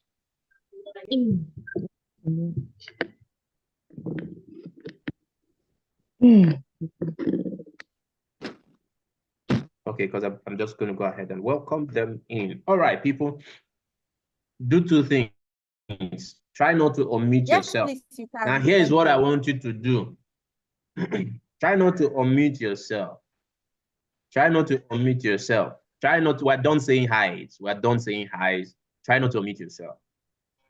Second thing I'd like you to do is turn on your videos. I like to see the people I'm talking to. Turn on your videos. Because when your video is off, I have a feeling that you're probably lying down, or you're in the kitchen eating food, or you're in the playground jumping. But when your video is on, I'm sure you're with me. So turn on your video. Thank you, Sesu. Thank you, Oyale. Thank you, Enobong. I'm still waiting for some other persons to turn on your videos. I just like to see people's faces. It makes it so I don't feel like I'm talking to just scrambled alphabets and names and all of these things on my screen. I want to see your faces. Awesome. Awesome. Somebody whose name is 870487052113. I'm not sure how I'm going to address you throughout this session, but I'm glad that your video is on. Thank you, Miss Oma and Possible. I see you guys. Who else just came up? Daniel and Emmanuel just came up. I'm still waiting for a number of persons. And if your video is on, please keep it on. Faith Yeboah, Elizabeth Yeboah, Olabi Abiodun, Melody, King Richardson, Lua Toyin, all of you guys, Onui Bere Evelyn, kind of help me turn on your videos. All right, thank you. Candice Ojeleye. I almost called you Candice Owens. Glad you're here. All right, people, you're welcome. You're welcome. You're welcome. You're welcome. Okay, warming up. Okay, that's step 2 taking. Step 3, everybody wave your notepads. I mean, just wave your notepad. Let me be sure the persons that came to class fully kitted. You have your notes, your writing materials, pen and notepad. Just wave it at me. Just do it like we're worshiping the Lord. Just wave it at me. I have a big notepad. See, my own notepad is big. So just wave it like this. Let me see. Everybody. Okay. Now I know those that have notes and those that don't. Okay, some people are going to get theirs now. Some people are just going to get theirs now. Great. You know, because while Auntie Precious was talking, I saw somebody sitting like this. The guy was just lounging, like she's listening. I don't know whether that person is auditory learner or visual learner or looking learner. I don't even know which type that category is. Okay, so notepads check, videos check. Some people's videos are still turned off anyways, but here's what we'll do. Let me tell you ahead of time. Hold on, guys. Let me tell you ahead of time. When we get into the lecture and you have something to say and you raise up your hand, if your video is not on, Uncle D will not talk to you. Let me say it again. When we get into the lecture and you have something to say and you do your hand like this or you raise your digital hand, the criteria for speaking to Coach D is that I can see you. This is not a radio lecture. Okay, so last thing we're going to do is before we start, okay, I think I will withdraw your democratic rights to omit yourself.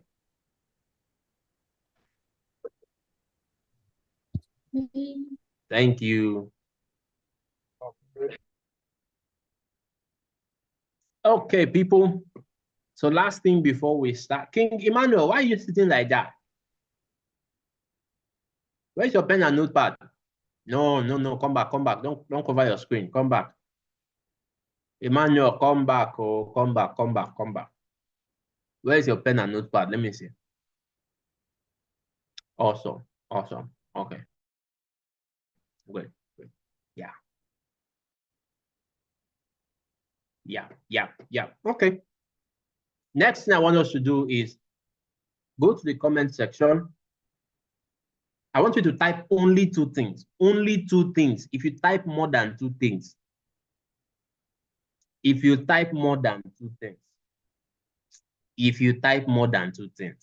just type 2 things in the comment section. Your first name and your location.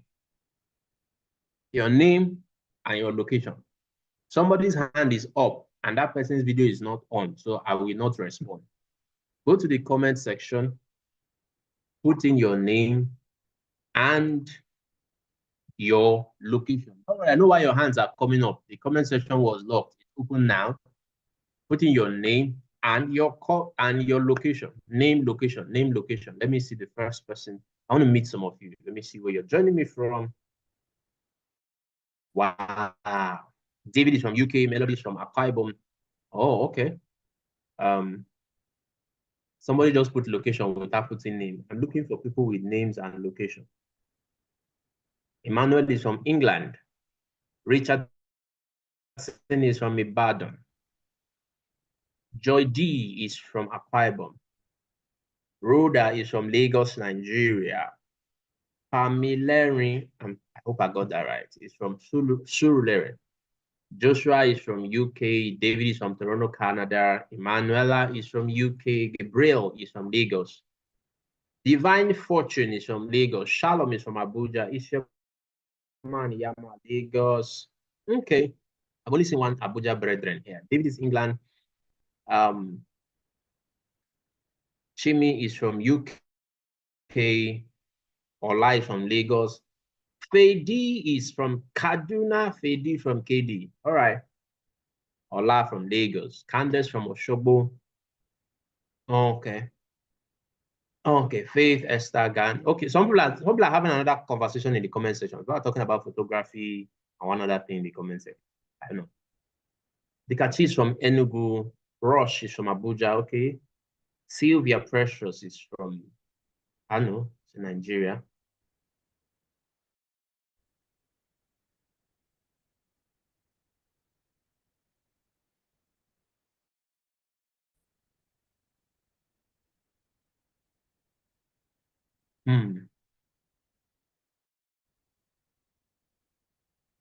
King is from Lagos. All right, I see you guys. Thank you, thank you, thank you.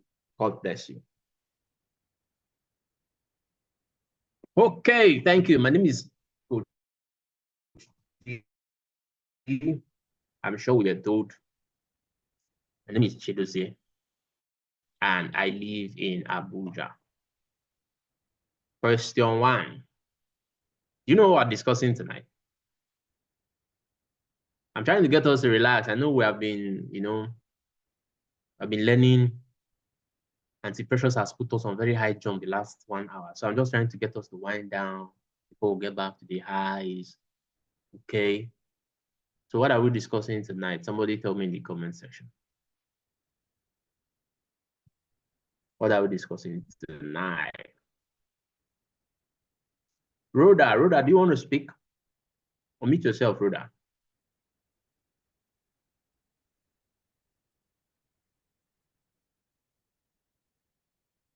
Rhoda? Is it just me or is Rhoda speaking? Praise and Samuel, let me hear you guys. I think Rhoda's network is faulty. Praise and Samuel, do you want to speak to me? Talk to me.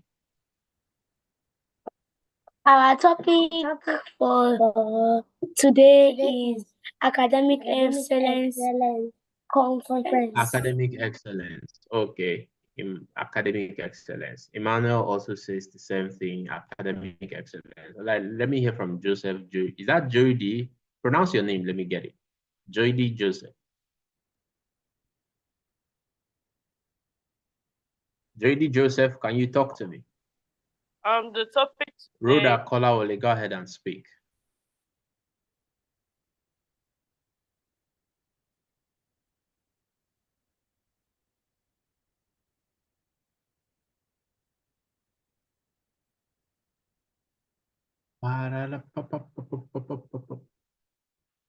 Rhoda, are you talking, or Joseph? Any of you can speak. I think the network is quite challenging tonight, so I'm going to do most of the talking. I like to have a conversation. Yes, Joseph, go ahead. What's your name? My name is Joy D. Joseph. Joy D. Joseph. Okay, so I got that right. Okay. Okay, so the topic today is mindset re-engineering for academic excellence. Mindset re-engineering for academic excellence. Thank you, Joy D. Thank you. Good luck. I see good luck in the comment section. Okay, so those that said academic excellence gave us half the topic, but the topic is really mindset re-engineering for academics excellence. So how we're going to work on our mindsets to get us to do well academically. That's what we're discussing tonight.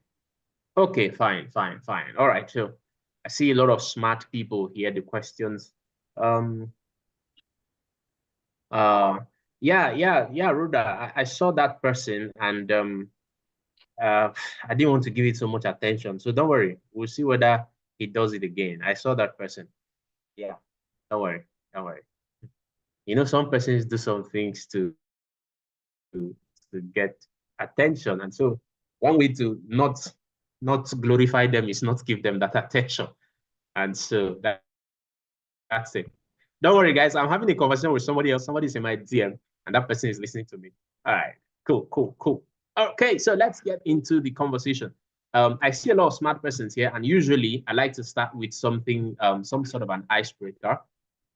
So I'm going to give us an exercise to do right now. Let me explain the exercise. Everybody pay attention.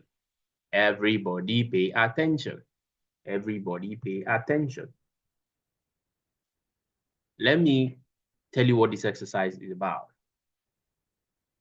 All right, Favor and Bisola from Port Harcourt, you guys are welcome. Here's the exercise we're going to do tonight. The exercise is it's more like Scrabble, right? But let's call it Scramble, not Scrabble. Okay, so I'm going to give you some alphabets. It's a word. I'll scramble the alphabets in the word. I'll give you the scrambled alphabet and you will give me the complete word. Are we correct? Are we together? If you're together, just give me a thumbs up. If you understand, just give me a thumbs up. Okay, Rhoda gets me perfectly. Okay, Praise and Samuel, Daniel and Emmanuel, Uche Chukwu, Enobong. All right, some persons are in on this game. Okay, so I'll give you a word. I'll scramble the alphabet, you give me the word. I'll give you 3 examples, then I'll give you 7. There are 10 of them on my list. I'll just give you 3, one after the other, and then I'll give you 7 of them and wait for the first person to get all 7 letters, all 7 words rather. So here is the first word in the comment section. The alphabets are D-I-N-T-M-E-S. D-I-N-T-M-E-S. D-I-N-T-M-E-S. What is the word? Type it in the comment section if you got it. Good luck got it first. Awesome, good luck. The word is mindset. Great. All right, Joshua came in second. Let me see who comes in third. Okay, Emmanuel comes in third. All right, great. I said that I have a lot of smart people in the room. Okay, mindset is the first word. All right, I'm going to scramble another word. Thank you. Just hold on. I'm about to put the next one. Just hold on. I'm about to put the next one. The next word has the following alphabet. F-T-I-S-H. It's not fish, but it's F-T-I-S-H. That's the word. Those are the alphabets. Give me the word. F-T-I-S-H. F-T-I-S. Wow. Gabriel. Shift. Thank you, Gabriel. Thank you. All right. Smart guys. Okay. This is the last one. After this, I'm going to scramble 7 words and throw it in for you. All right. This word is, let me see. W-H-G-O-R-T. W-H-G-O-R-T. W-H-G-O-R-T. What is the word? Let's see.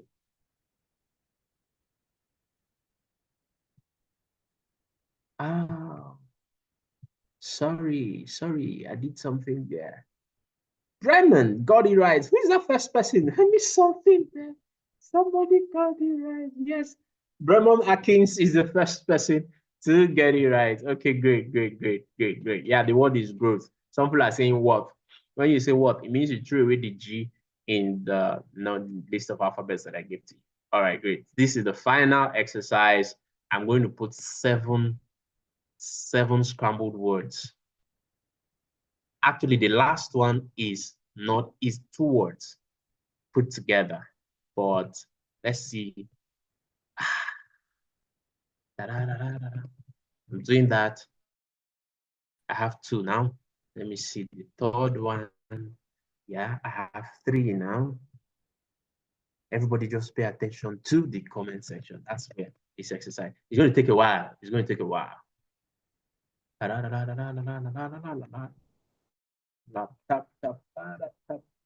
Okay. Let me see who gets all 7 words correctly. If you get it correctly, put up your hand. I'm going to ask you to say the words. I'm going to ask you to say the words. Some people are playing in the comment section now, so I have to turn it off. Okay, I'm going to talk to us about something that I learned recently. I learned about maturity.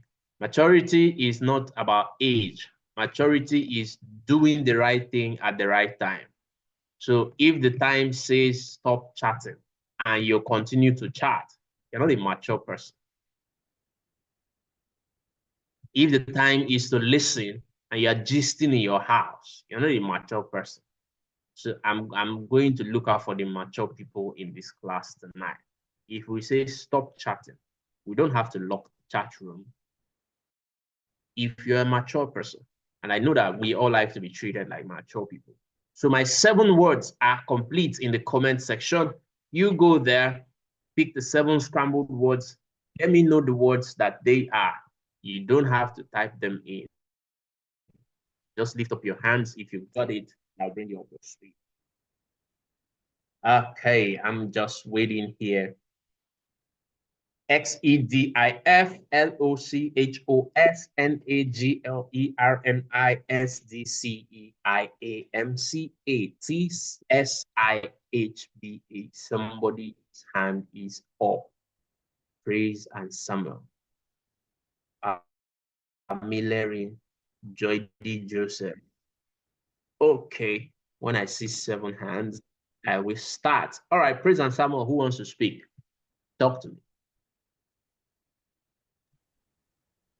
The second one is academic. Okay, academics. All right. Who has all 7? Thank you very much. Thank you very much, Praise. Who has all 7? If you have all 7, do it like this. If you've gotten all 7 words, let me see who has all 7. Nobody got all 7 yet? Okay, Joydy Joseph says he has all 7. Let's hear you, Joydy. Okay, my first word is fixed. Okay. The second, I think collage. Nah, let's try again. Okay, the third, enlarging. Nah, let's try again. The fourth, academics. Okay, so you got 2 out of 7. The fifth one is, I think I didn't get the 5th one. So the 6th one is celerities. Nah. The 7th, success. Okay, 3 out of 7. There's one more. The last one, there are 2 words. There's actually a phrase. Okay, Joydy, thanks for playing my game. Okay, 3 out of 7. Who else think they have the 7? Who has the 7? Oh, David. David says he has the 7 of them. David, let's hear you. Okay. So the first is fixed. Okay. This school. 5th, habits. 6th, resilience. And 7th, success. 5 or how many? 4 out of 7. Is that what you got? No, I said all 7. Okay, sorry, I missed it. Go ahead, say them again. Let me hear you. So the first was fixed. Okay. Second was school. Okay. Third is learning. Fourth, Okay. academics. Fifth, Okay. habits. Okay. Sixth, resilience. And seventh, success.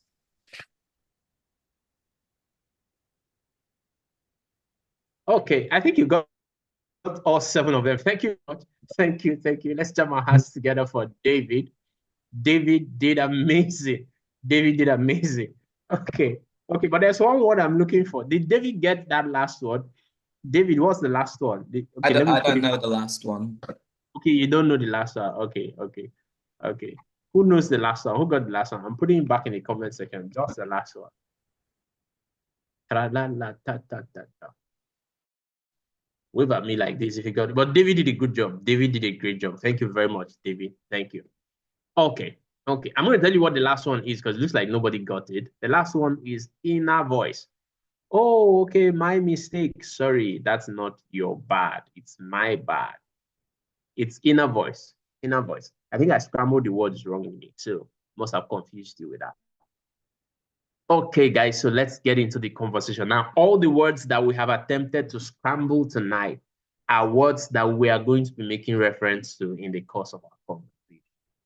Academics, success, fixed mindset, growth, mindset, school, all of those things we will be dealing with in the course of our conversation. So I want this to be interactive. I guess we're a bit relaxed now, so we are ready to get into some bit of learning. Okay, so we're looking at mindset re-engineering for academic success. Give me a moment to share my screen and let me know when you can see my screen. Before then, I'm going to ask everybody to put down your hands. Okay, so there you go. Let me know when you can see my screen.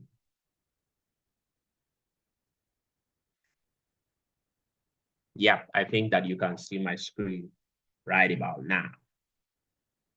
Okay, so mindset re-engineering for academic success. I want this class to remain interactive, so please pay attention to me more than you pay attention to the slides, because I'm going to be saying a lot that is not guide our conversation, guidelines to guide our discussion. The real conversation, the real talk is in our exchange of ideas. So pay attention to me more than you're paying attention to my slides. Okay, so that's what it is. Mindset reengineering for academic success. Okay. Let me see.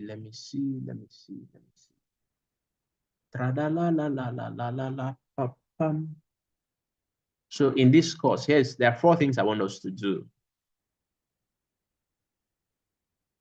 Let me be sure. 4 things I want us to do in the next 30 minutes, I guess. Understand mindsets. I want us to understand what our mindsets are all about and how our mindsets can affect academic success. Understand what mindset is and how it can affect your academic success. Second thing, I want us to learn strategies to shift towards a growth mindset, positive mindset. Number 3 thing I want us to do today is develop effective study habits. I think my job is simple because I heard Auntie Precious talk a lot about study habits and time management. I heard her say some things about that. So pretty much makes my work simple tonight. Number 4 is I want to give you some tools, how to handle academic challenges, resilience, and positive outlook. So that's what we're looking at tonight. And I'm very quickly going to jump right into our session. Who knows what mindsets are, or what is mindset? Somebody help me. What is mindset? I see a few hands. I'm checking. Only one person. All right, Grace, Argo, let's hear you. What is mindset? It's Is mindset when you focus on what you're doing? Okay, that has something to do with it, focusing on what you're doing. Yeah, but not entirely, but you have an idea. Have an idea. Focusing on what. Okay. I saw somebody's hand. My friend that was hanging out on a chair. Did he drop his hand? I think he did. All right, Joydy, let's hear you. But I like to hear from everybody. It looks like same persons are beginning to come back to speak. All right, Joydy, go ahead.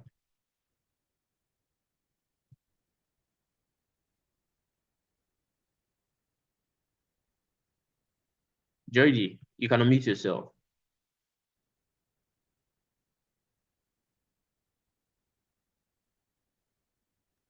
Okay, I don't know if Hello, Joydy is sir. able to. All right, go ahead.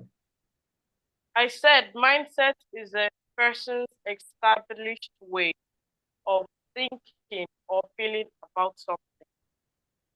Established way of thinking or feeling about something. Established way of thinking. Thank you very much, Joydy. All right, Emmanuel, let's hear you. What is mindset? Mindset is defined as a habitual or characteristic mental attitude that determines how you interpret and respond to situations. That is a good definition, but I have a problem. Looks like you went to Google to go and bring that definition. It's a good definition, but I wanted you to explain mindset from in your own words, just the way Grace did. Grace tried to use her own words to define it. I think that Joydy also did the same thing, but I don't want you guys to Google anything. Don't Google anything. Just tell me what you understand. Okay. Faith, let me hear you. Is that your name? Yeah. What is mindset? A mindset is the way you see things. Say that again. A mindset is the way you see things.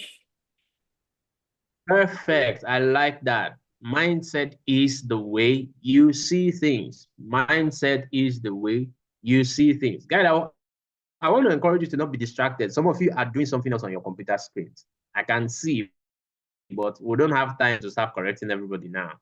Get away from that other screen on your computer and pay attention to this class.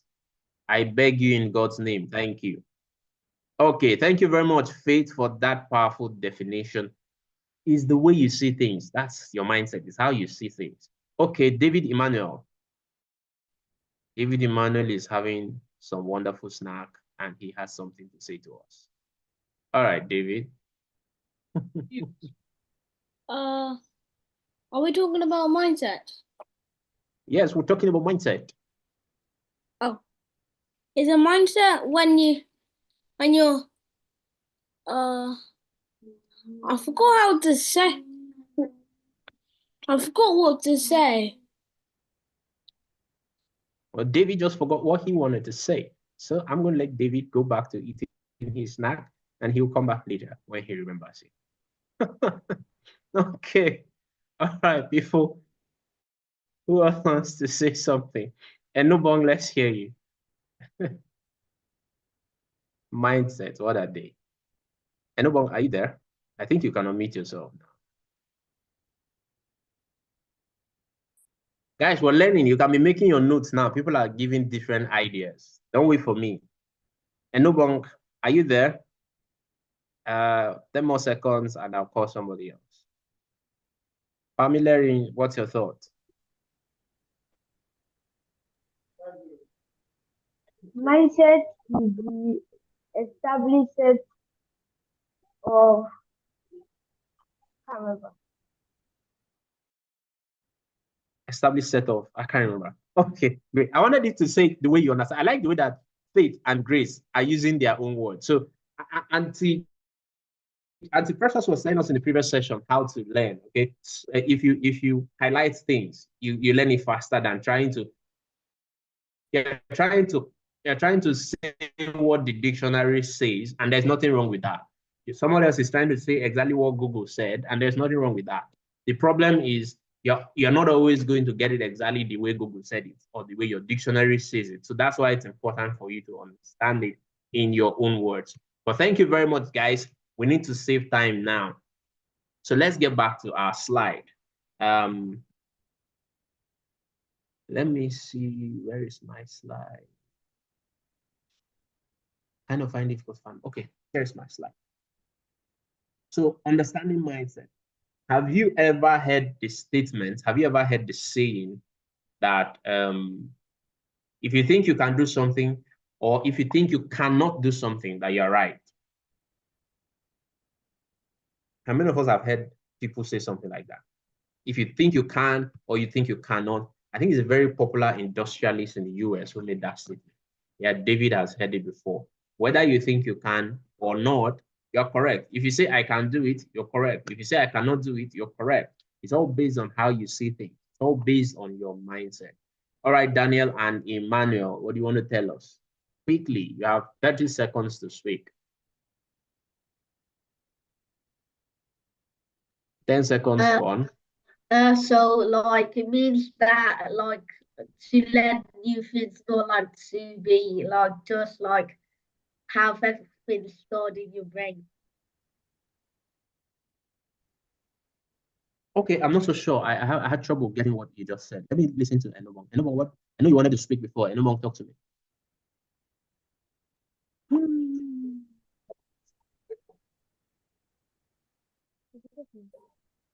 Yeah, we can hear you. Go ahead and speak.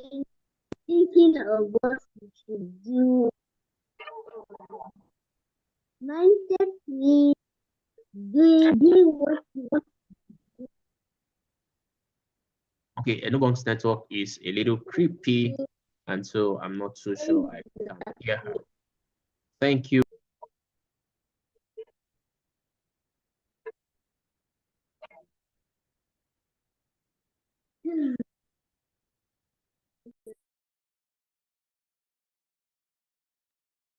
Sorry, I don't know how I got muted. You can hear me now. Mindset is the way we see ourselves, the way we see our abilities. It is that inner voice. Remember when we were scrambling words, I asked us to scramble a particular word, inner voice. It is that inner voice that we have about what we are capable of and what we are not. Let me say that again. Mindset is the way we see ourselves. Your mindset is how you see yourself. That's why I said, if you think you can, if you see yourself as somebody who can succeed academically, if you see yourself as somebody who is successful at school, then you're going to make it happen. But if you see yourself as somebody who is not very capable, who doesn't have a lot of skill, then you're probably going to act in that way. That is what your mindset is. Remember, the topic for tonight is re-engineering your mindset. I ask us to be careful of gisting at home. Please pay attention. Do not gist in your house. Tell anybody that wants to gist with you to wait. Thank you. Mindset is the way we see ourselves and our abilities. It is the internal dialogue, the internal chat, the internal voices that we have about ourselves. And the last part of this slide says there are two main types of mindset: fixed mindset and growth mindset. Fixed mindset and growth mindset. Somebody should write that in the comment section. And I see you writing the comment. Let me see, is the comment section open? Tra-la-la-la-la. Yeah, the comment section is open. Write in the comment section, fixed mindset and growth mindset. Fixed mindset and growth mindset. Fixed mindset and growth mindset. Fixed mindset and growth mindset. I'm waiting for the first 10 persons to write it. Fixed mindset and growth mindset. Thank you, Daniel, Emmanuel. Thank you, Kola Ole Rhoda. Thank you. Fixed mindset and growth mindset. Emmanuel. Fixed mindset and growth mindset. Good luck. Fixed mindset and growth mindset. Evelyn, fixed mindset and growth mindset. Okay, awesome, awesome. You guys got it. You guys got it. Fixed mindset and growth mindset. Okay, great, great. So let's look at what those two things are. What is a fixed mindset and what is a growth mindset. If you have a fixed mindset, listen, guys, wait, no more comments. No more comments, everybody. No more comments. Thank you. Thank you. Thank you, Brennan. Thank you. Thank you. Thank you. Thank you. If you have a fixed mindset, here's what happens. You believe that your intelligence, your talents, your abilities are fixed, like they are set in stone. You think, I'm not good at maths. I'm good at English. I'm good at physics. I'm better at integrated science. I'm good at French. I'm not good at Spanish. Blah, blah, blah, blah, blah. That's a fixed mindset. You just tell yourself, this is where I am. This is where I'm not. This is where I am. This is where I'm not. Okay, I think I need to stop sharing my screen so that I can see everybody. Some people are busy writing. Just listen. If you have a fixed mindset, your mind is always thinking in one direction. But if you have a growth mindset, you believe that you can develop your abilities through effort, through learning, and through persistence. So somebody that has a fixed mindset will say, I'm not good at math. Somebody that has a growth mindset will say, I can learn maths. I might not be good yet, but I can get better. I can improve myself on maths. A fixed mindset say, oh, I don't like waking up early in the morning. I'm not a morning person. Not a morning person. When God created you, he did not put morning person on your face. When they gave birth to you, now wrote morning person. This one is morning person. Right? But some people say, oh, I'm not a morning person. Oh, I'm not a mathematics person. No, a growth mindset tells you that you can learn, you can get better, you can practice, you can get a coach like Auntie Precious, right? Who will teach you, who will guide you, who will hold your hands. And with persistence, you can do a whole lot by yourself. Okay, so which one would you like to have? Fixed or growth mindset? Let me hear you in the comment section. Somebody, let me see who wants to have a fixed mindset and who wants to have a growth mindset. Which one would you prefer to have? The mindset that believes that they can do all things, they can learn everything, they can improve all things. Thank you, David. Thank you. Oh, David Ibezwe is in this class. I just saw you in the comment section. Meanwhile, I've not seen your face. I don't know where you are. Growth mindset, growth mindset, growth mindset. Somebody said they want to have a fixed mindset. Wow. Good mindset, good mindset. Thank you, people. Thank you, thank you, thank you, guys. That's what I want you to develop. The mindset that says that you can develop your abilities, you can make effort, you can learn anything, you can be persistent, and you can improve with practice. That's what a growth mindset says. All right. All right. So let's do some exercise. Let's do some exercise here, people. I'm going to ask you a few questions and I want you to jot down your thoughts. I want you to write it down in your journal. This is not for the comment section, so I'm going to lock the comment section now. I want you to jot down your thoughts.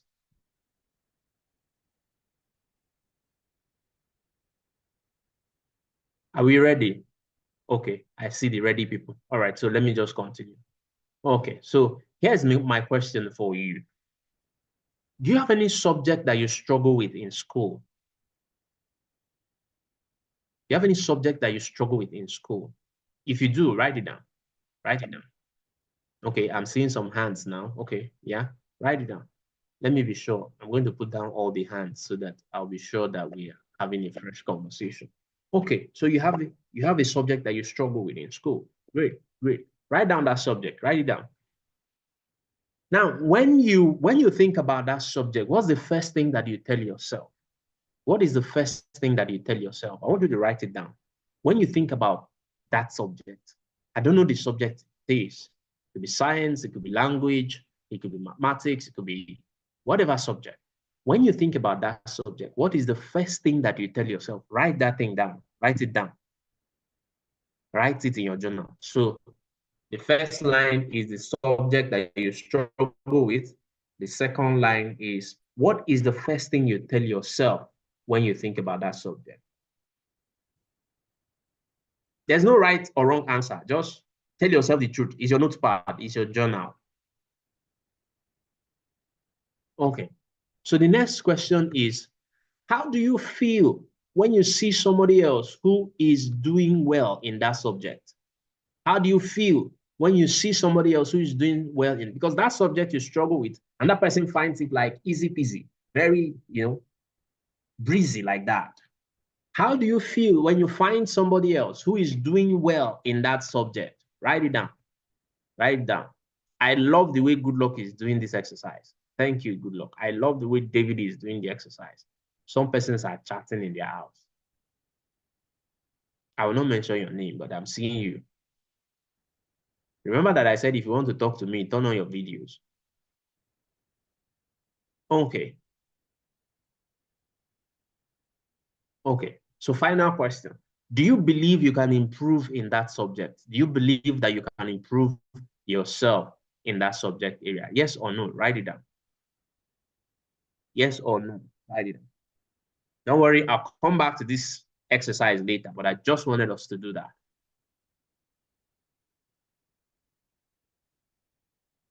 If we are done writing, I think we should be done writing. Who wants to share with us what they have in their journal? Who wants to share? I'll just take 1 or 2 persons. Okay, I'm glad I have a guy and a girl. Okay, so let me hear from Emmanuel. Emmanuel, talk to me. After Emmanuel, I'll hear from Grace and then we'll continue. Our time is running fast. Emmanuel, go ahead and speak. Are you ready? Yes, sir. Sure. So what's the subject? Yoruba. Yoruba, okay. What comes to your mind when you think about that subject, Yoruba language? That is hard, it's difficult, that if I don't try more, that I'll not improve in that subject. Hard, it's difficult. Okay. So how do you feel? Do you know somebody that's good at Yoruba? Yes, sir. How do you feel when you look at that person, when you think about that person? I feel like, why can't I be like this person that always gets in A in Yoruba, not like I'll be getting P and C and B. That I want to get A. Okay. That I want to Okay. improve more. Okay. Do you think you can get better? Yes, sir. Okay, I like that. Okay, we'll come back. We'll come back to that. All right, Grace, let's hear you.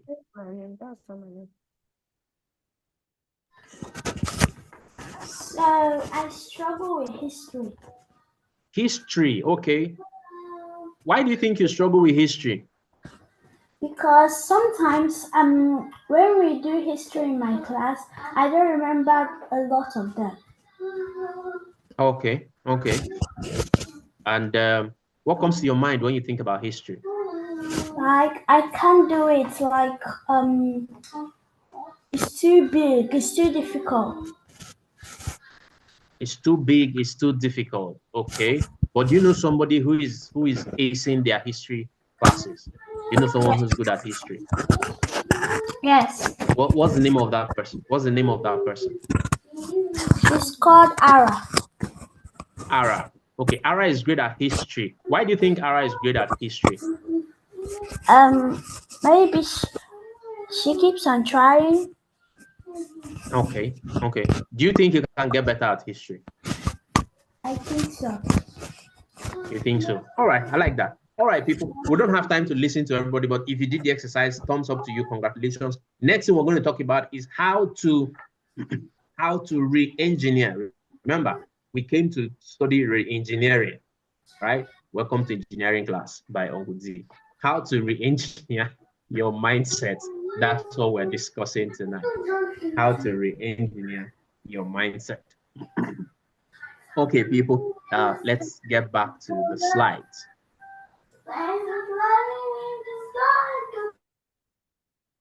Okay, let me share my slides again. I think we are on the next slide. So there are three things. There are three things I want us to do when it comes to re-engineering our mindset. We need to change how we think about these subjects. Now, it's not only in our subject, but our subject lessons are perfect examples. It could be anything. It could be a sport. It could be a skill. Maybe you're trying to learn how to cook, or you're practicing your what are those sports we do in school? Your volleyball or your basketball or whatever. Okay, and you are struggling with it, and you might be thinking, why is this person good at it and I'm not? Okay, that's what we're here to talk about. So how do we re-engineer our mindset? First thing we need to do is to deal with our mental barriers. Okay, before we deal with it, identify it first. Identify your mental barriers. Identify your mental barriers. I'm going to tell you what they are right now. You wrote it down in your book. Your mental barriers are those things that come to your mind when you think about that subject. I think it's hard. I think it's big. I think it's insurmountable. I think it's too complex. I think it's difficult. Those are mental barriers. We all have beliefs that hold us back. Those are mental barriers. I'm just not a morning person. I said this before. But I like the fact that everybody says they believe they can get it right. So those barriers, listen to me. I'm going to let you write. If you don't listen now, I'll turn off my screen. Listen, listen, listen, listen, listen. I'm going to let you write. I'm going to let you write. I'm going to let you write. Just listen. So mental barriers are those thoughts, those beliefs that make us, that hold us back, that make us, shrink from doing what we know we should be doing. We all know that we can get better, but something makes us not get better. Those thoughts, it's too big, it's too complex. I'm not a mathematics person. I'm not a historian. All these mathematics things, is it by maths? Is it by English? English is not my mother tongue. All those excuses that we give, they are mental barriers. English is not my mother tongue. Oh. English is my second language. Oh. I did not grow up in Lagos, so that's why I don't know Yoruba and all of those kind of things. Those are limiting beliefs. Those are mental barriers. Those are mental barriers. Those are limiting beliefs. Now, once you have identified it, so let me give us a chance to walk. Okay, I'm stopping my screen now. I'm stopping my screen. Stopping my screen. Don't worry. The best candidates in this class, I'm going to give them my slides for free. I don't usually give out my slides. So I just said that now. I want to give out to the most attentive person slides for free. Okay. I want to encourage you to listen more than you're writing. Okay. So the first thing I said you should do is identify your mental barriers. Give me examples. Let me see those whose hands are up. Isioma and Iyama, what are your mental barriers? Give me examples.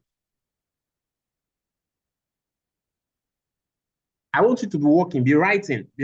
Whenever you think of something that sounds like a mental barrier, write it down. Isioma, go ahead. My mental barriers are trying to get to study. Trying to get to study. So let me help you. I asked the question in the first exercise we're doing. The question is, what are those thoughts that come to your mind when you think about something you struggle with? And somebody say, I think it's too big. I think it's too complex. Somebody said, I think it's too difficult. What are your own thoughts? What comes to your mind when you think about that? What subject do you struggle with? Yoruba. Struggle with Yoruba. Why? What comes to your mind when you think about Yoruba? What comes to my mind is that it's a bit hard. It's hard. So those are your mental barriers. You think that Yoruba is hard. Okay. So those are your mental barriers. Thank you for sharing. Okora for family. I don't know how many of you are there. Mental barriers. What's yours? Tell me your name. Your name is not Okora for family. What's your name? Okay. What is it? I don't understand. Did you do the first exercise that we did? First exercise. Yes. So what comes to your mind? What subject do you struggle with? Do I used to struggle in Yoruba? Yes, what subject? Wow, a lot of persons struggle with Yoruba here. Anti Precious, should we start Yoruba classes? Okay. What comes to your mind when you think about Yoruba? Like is it when I got my results? Yes. What do you think about when you think about Yoruba as a subject? What do you think about? What comes to your mind? I thought about working hard. You Working thought about harder. working. Okay, working harder. Okay, that is a good one. That is not a mental barrier. All right, thank you. Deborah, you want to talk to me? I can take one more. No, Deborah's video is turned off, so Deborah cannot talk to me. Joydy, let's hear you. Hello, sir. Yeah, Joydy, go ahead. One of my mental barriers is that if I fail, I like I have a kind of feeling that people will laugh at me. Yeah, that's something. I have a feeling that people will laugh at me if I fail. Now that is a barrier, a very big one. That's a barrier. Okay, so we're going to work on how to deal with those barriers. I'm taking feedback so that all of you can understand how to identify what your own barrier is. Somebody said, Grace says she thinks that the language is too difficult, it's hard. Okay. Joydy says he thinks that people will laugh at him for not doing well on that subject. Okay, great. Let me give one more person an opportunity. Somebody has not spoken before. Onwibere, let's hear you.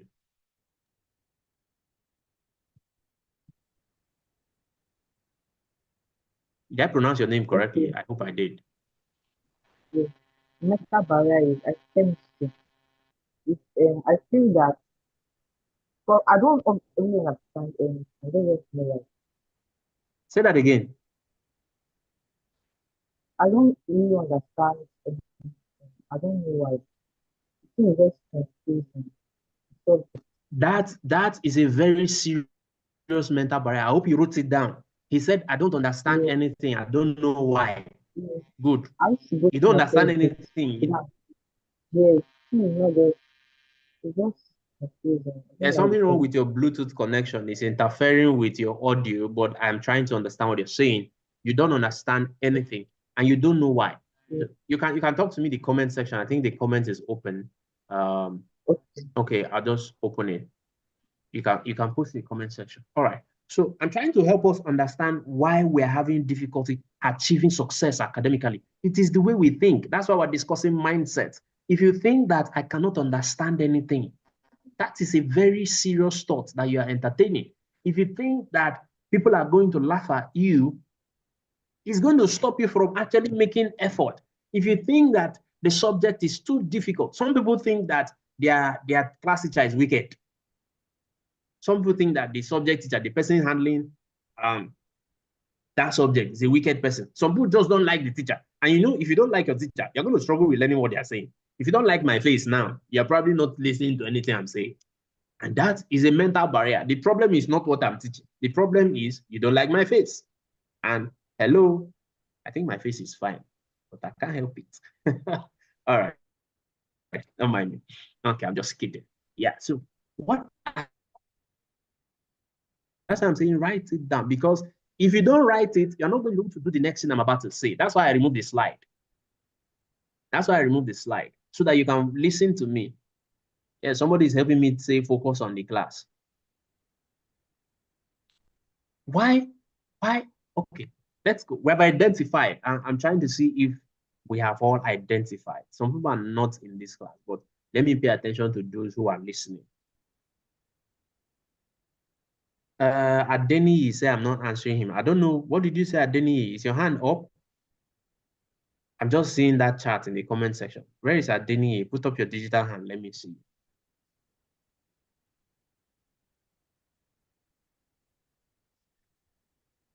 Okay, I think I'm going to have to turn off these comments. Can't see you, Adeni. I don't know what you mean by I'm not. Did you say I'm not listening to you or something like that? I'm not so sure. Okay. There are more than 60 persons in this class. So if you don't put up your hand, I won't notice you. That's the truth. If you don't turn on your videos, I might not be seeing you. That's the truth. Okay? That's what I said in the beginning about paying attention and being a mature person. All right. Okay, so let's go ahead. I said, identify your mental barriers. What are those beliefs that you have? Somebody believes he cannot understand anything. Another person believes that people will laugh at him. Another person believes that the subject is very hard. Number two is I want you to challenge those thoughts. What does it mean to challenge something? To challenge something is to argue with it, argue with that thought, to argue with that thought, to confront that thought. Somebody gave us examples in the comment section. Rhoda said, be attentive, listening is better than hearing. We don't have time to ask her to explain, but challenge those thoughts. Once you have identified the belief, we need to change that belief. We need to change that belief. We need to change that belief. We need to change that belief. We need to change that belief. Where is my friend, Onubere? We need to change that belief. You say, I cannot understand anything. The moment you tell yourself that, your mind picks it up and agrees with it. And so we need to start telling our mind, Onubere, can you hear me? Put up your hand. You need to start telling yourself, I can understand everything. I can understand everything. I can understand everything. Yes, I like that you're writing it down. After you write it down, unmute yourself and say it. I can understand everything.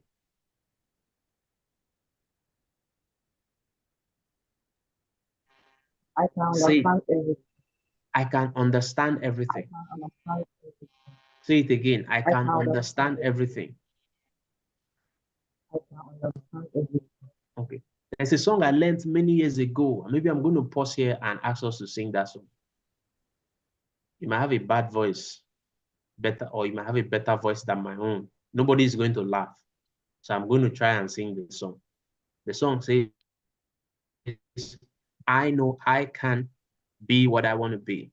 If I try hard enough, I'll be what I want to be. You all get it?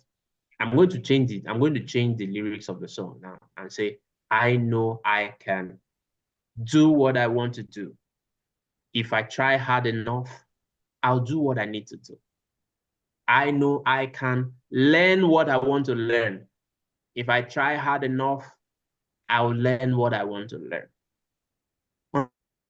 Remember, you can sing your own. I know I can understand what I need to know. If I try hard enough, I'll understand what I need to know. Write it down in your notes. Don't just sing it with me. I'm going to omit everybody. But before you sing it with me, I want you to sing it for yourself, so that after this lesson, you also continue to sing it. I know I can learn what I want to learn. If I try hard enough, I can learn what I need to learn. I know I can learn what I need to learn. If I try hard enough, I'll learn what I need to learn. I know I can learn what I need to learn. If I try hard enough, I can learn what I need to learn. So developing or re-engineering your mind for academic success is first telling yourself that you can. If you tell yourself that you cannot, trust me, you will not make the effort. If you tell yourself that you cannot, trust me, I'm going to tell you how to practice it. But first, let us believe that we can do it. There's a scripture I like very much in the Bible. It says, I can do all things through Christ that strengthens me. I can do all things. I can do all things. I can do all things. So I'm going to open the comment section now and let you write in the comment section, I can do all things. If you write something else in the comment section, I'm going to ban you from this class. Write in the comment section, I can do all things. I can do all things. I can learn all things. You can put it in any way that you want to put it. I can learn all things. I can understand all things. I can understand all things. I can learn all things. I can understand all things. I can do all things. I can learn every subject. I can learn every subject. I can learn every subject. I like Rhoda. Rhoda says, I can be the best. I can be the best. Only thank you. I can understand every subject. I can understand every subject. I can understand every subject. Emmanuel says, I can be the best in all things. I can be the best. You need to tell it to yourself, tell it to yourself, tell it to yourself. I can do all things. I can learn every subject. I can be the best. Thank you very much. I don't know who wrote that, but it has slid off my screen. I can be the best.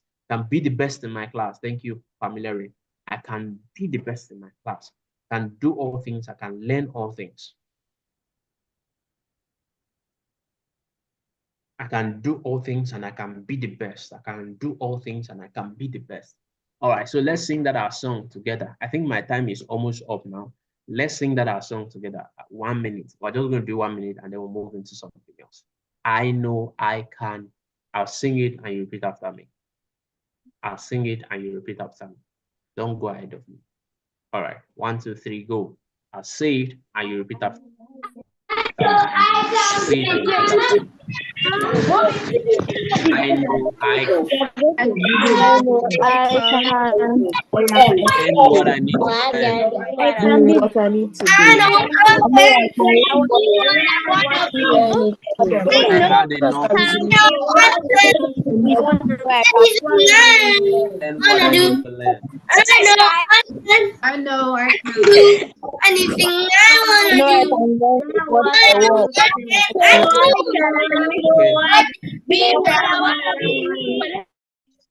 Okay, thank you. I told you it was for 1 minute. So you can write it in the comment section, write it in full. I know I can learn what I need to learn. If I work hard enough, I can learn what I need to learn. I know I can. I know I can learn what I need to learn. If I try hard enough, I can learn what I need to learn. That is the first step. That's the first step for re-engineering your mindset for academic success. Now, because if you wake up, school is resuming on Monday, not next tomorrow, not in 3 days' time. The other Monday, I think, the second Monday in September. That's when school is resuming. And you wake up on Monday morning and you start dragging your feet. You start dragging your feet like this. You know, I don't even know what they're going to tell me today in this school. No, you're already starting on a wrong foot. Here's how to start. When you wake up on Monday morning, wake up and say, I want, after this class, somebody should go and write what I just said, post it on your bedside, post it on your mirror, cover your TV, post it in front of everywhere. I can learn everything. I can be the best in everything. Now, that the work starts by creating or developing a good mindset. Reminding yourself that you can always improve. Instead of saying, I can't do this. See, I do this everywhere. I do this everywhere. If I go to shop in the market and they present something to me that I cannot afford, I don't tell them I don't have money. I tell them I can't afford it yet. I tell them I can't afford it yet. But if I work hard enough, if I do what I'm supposed to do, I can be able to afford it. Can I still be heard? I can see some people moving and some people are frozen. If you can hear me, just wave at me, wave on your screen. I can hear you, sir. Okay, great. Thank you. Okay, so if you believe that you can learn, don't enter maths class and say maths is hard. Yeah, some things are difficult. Life, everything is not meant to be easy in life. Don't enter Yoruba class and say Yoruba is difficult. Well, some things can be difficult, but tell yourself, I can learn Yoruba language. I can succeed in Yoruba language. I can get an A in Yoruba language. And then we're going to get into how to make it happen. That's the last thing we're going to do before we close tonight. How to make it happen. I wish we had a lot of time so that I can hear from everybody one after the other, but that will be the whole day to listen to all of you. Okay, so let's get into how to make it happen. I'm sharing my screen again from where we left off.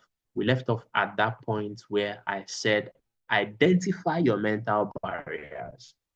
Challenge those thoughts. instead of saying Brace example and Brace says Yoruba language is difficult. I think Jody also said something about it's too big. No, I think Jody was the one that said people will laugh. Okay, let me talk about people will laugh. Now listen, people who laugh at people who are trying are actually unintelligent people. If you laugh at somebody who is making an effort, you are very unintelligent. I'm trying hard not to use a bad word, but you are unintelligent. If you laugh at people who are making effort, have you seen people go to the Olympics? They might not win a gold medal, but they made it to the Olympics. You know how much effort it requires. Have you seen people who made a B? They might not have made an A, but it takes a lot of effort. So if people laugh at you, let them laugh. Those guys that are laughing, actually, people laugh because they think they too are not good. People laugh to hide their own weaknesses.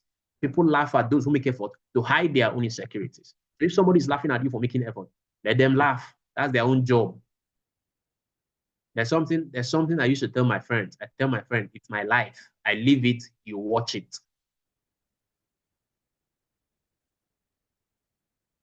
I'm making effort. I'm making progress. You busy laughing. That's your job. Keep laughing while I make progress. So challenge those thoughts. Whatever thoughts, oh my God, I wish I can hear all the thoughts, but whatever thoughts it is going on in your mind, challenge it, change it. I'm not smart enough. No, ask yourself, is that really true? Is it true that I'm not smart enough? What is the evidence? Don't believe anything. Somebody wrote a book and said, don't believe everything you think. The fact that you're the one thinking it, don't believe it. Don't believe everything you think. And that's where I'm going to lead us into for the rest of our conversation. Building effective study habits. Building effective study habits.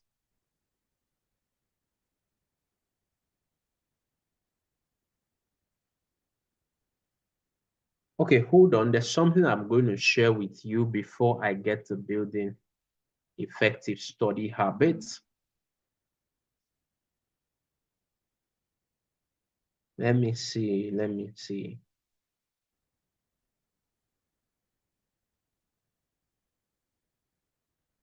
Okay, we'll come back to that. Let's talk about building effective study habits. There are 3 things I'm going to show you here on how to. But I said Auntie Precious made this part of the work very simple for me, because when I was listening to her, I heard her say a lot about study habits, how you can study. She shared something I'm going to start with. Let me see. Okay, so effective study habits.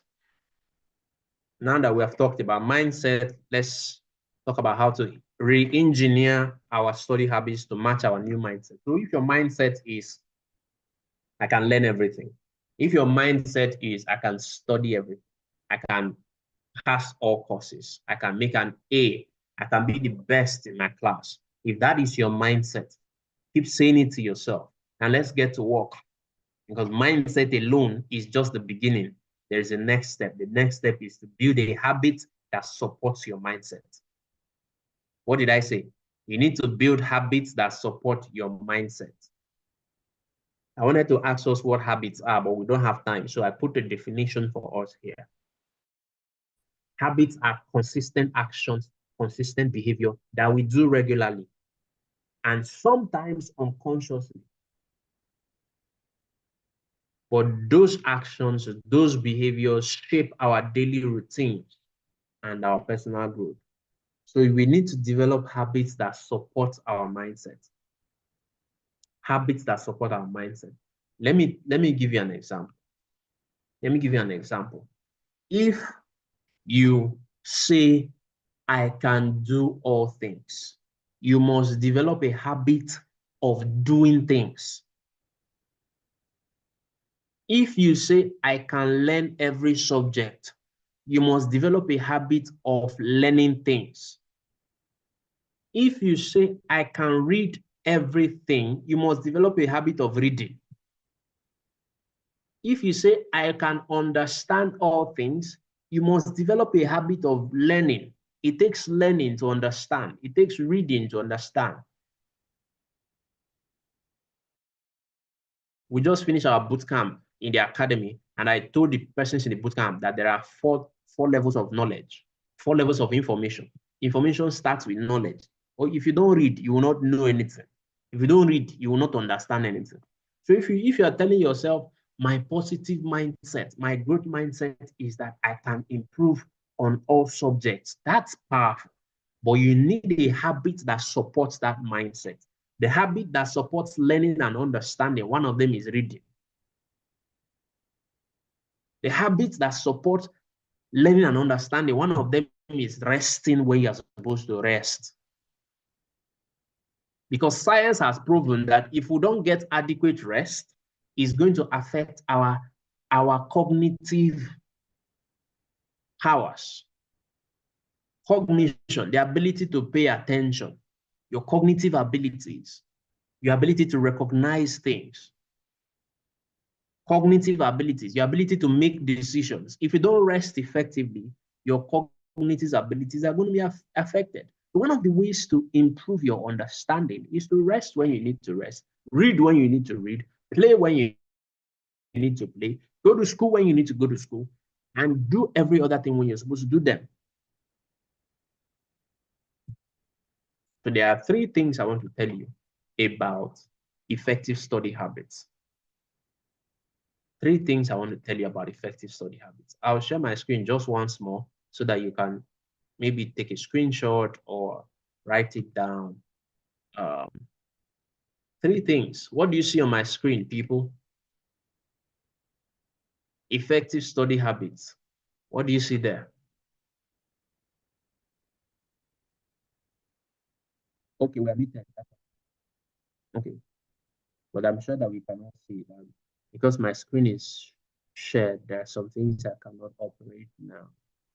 Okay, so yeah, take it down. Time management, active learning, and creating a study plan. Time management, active learning, creating a study plan. If you are finished writing that, I'm going to stop sharing my screen and then we can talk.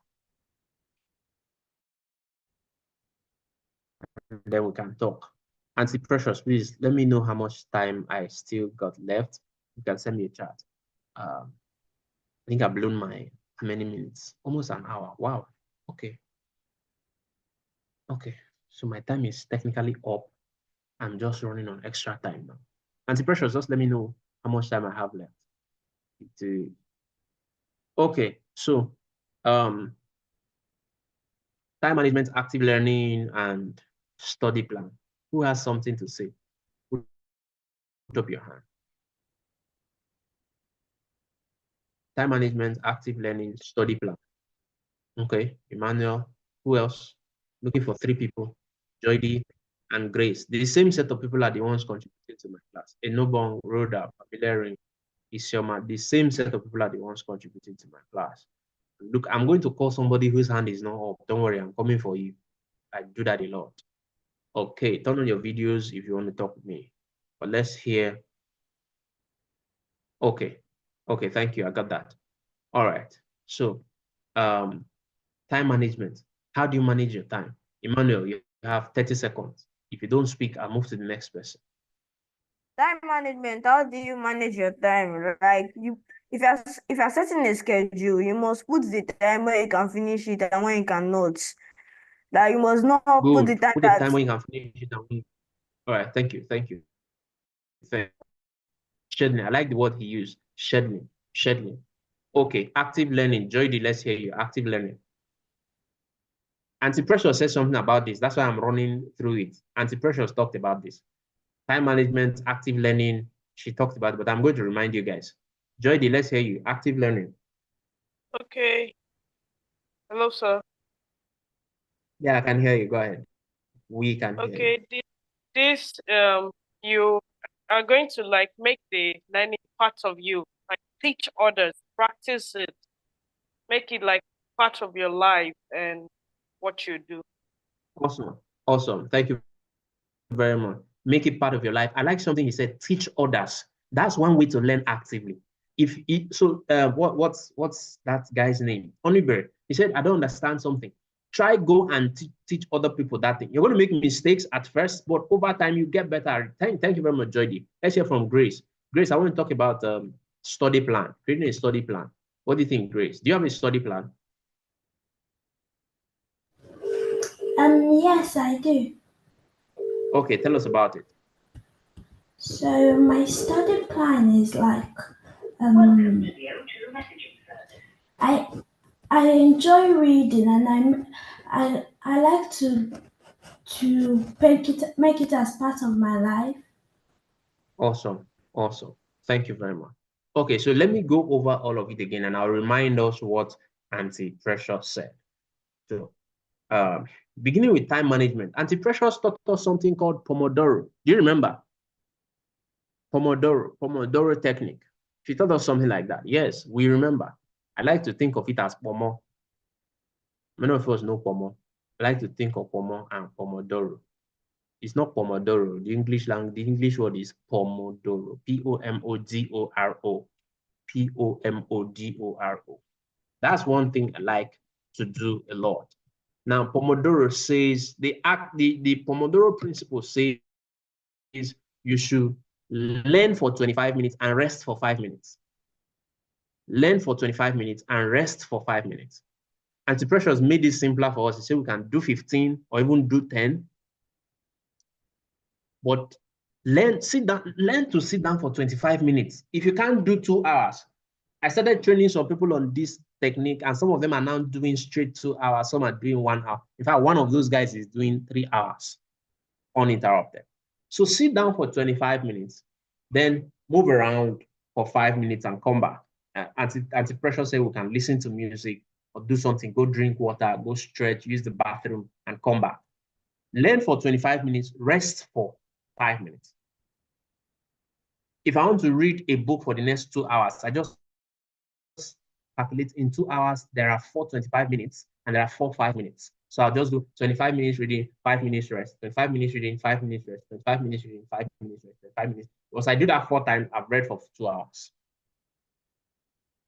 So if you're not able to do straight, that's why in your school they have timetables. There's time for maths, there's time for English, there's time for Yoruba, there's time for science and all of that. So learn to use the Pomodoro technique for yourself. There's another technique called time blocking. You can write it down, time blocking. And most of us use it. You just don't know the name. Time blocking is you say, I'm going to study math on Tuesday by 5 to 6. That is time blocking. I'm going to practice Yoruba. Practice. There are some subjects you don't study, you practice. Even mathematics. You don't study mathematics. You practice solving math problems. Go to the examples and the exercise part of your textbook and start solving. That's how to learn math. You don't learn math by reading it. You learn math by practicing it. What is 1 plus 1? You start doing it. What is dy over dx? You start doing it. A plus b bracket c plus d. You start solving it. That's practice. You practice. So I will practice math problems from 9 to 10 on Saturday morning. That is time blocking. So block certain times.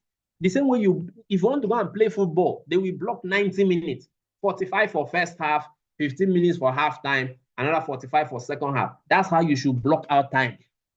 Don't stop blocking time for Roblox and Fortnite. And what are those games you play? Temple Run and all those things. Block time for studying and practicing your academics.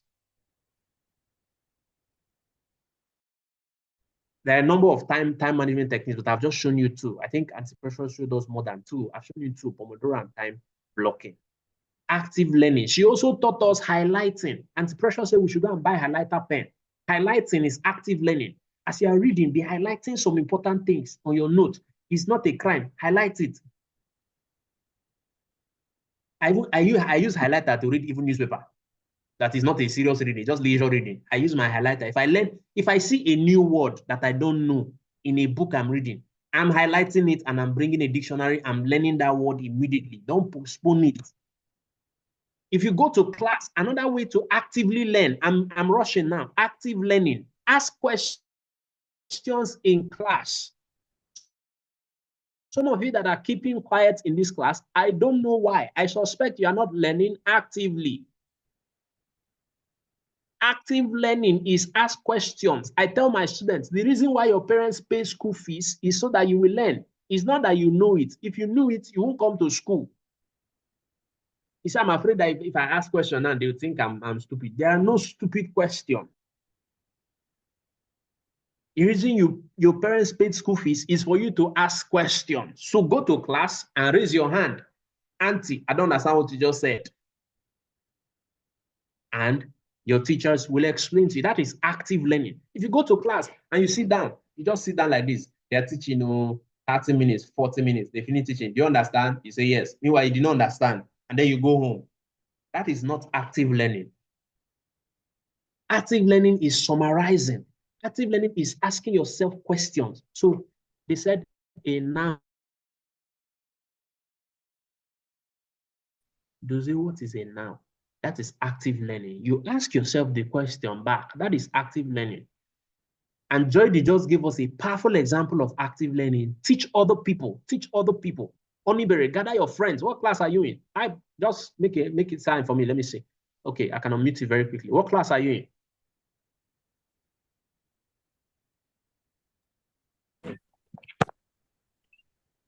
SS2.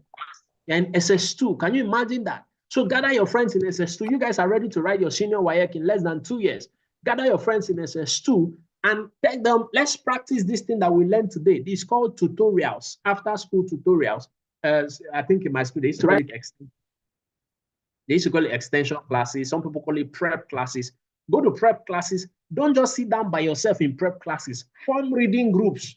You need to identify 2-3 people that will be in your reading group. Every week, you ask yourself, what did you learn this week? That is active learning. Don't be a passive student, guy. Don't be a passive student. Be an active student. Can you write it down in your notepad? I will be an active student from today.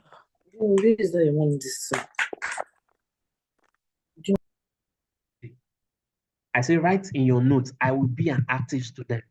And write how you are going to be the active student. Are you going to be the one that teaches other people? Are you going to be the one that highlights your notes? Are you going to be the one that asks questions in class? What will you do to become an active student?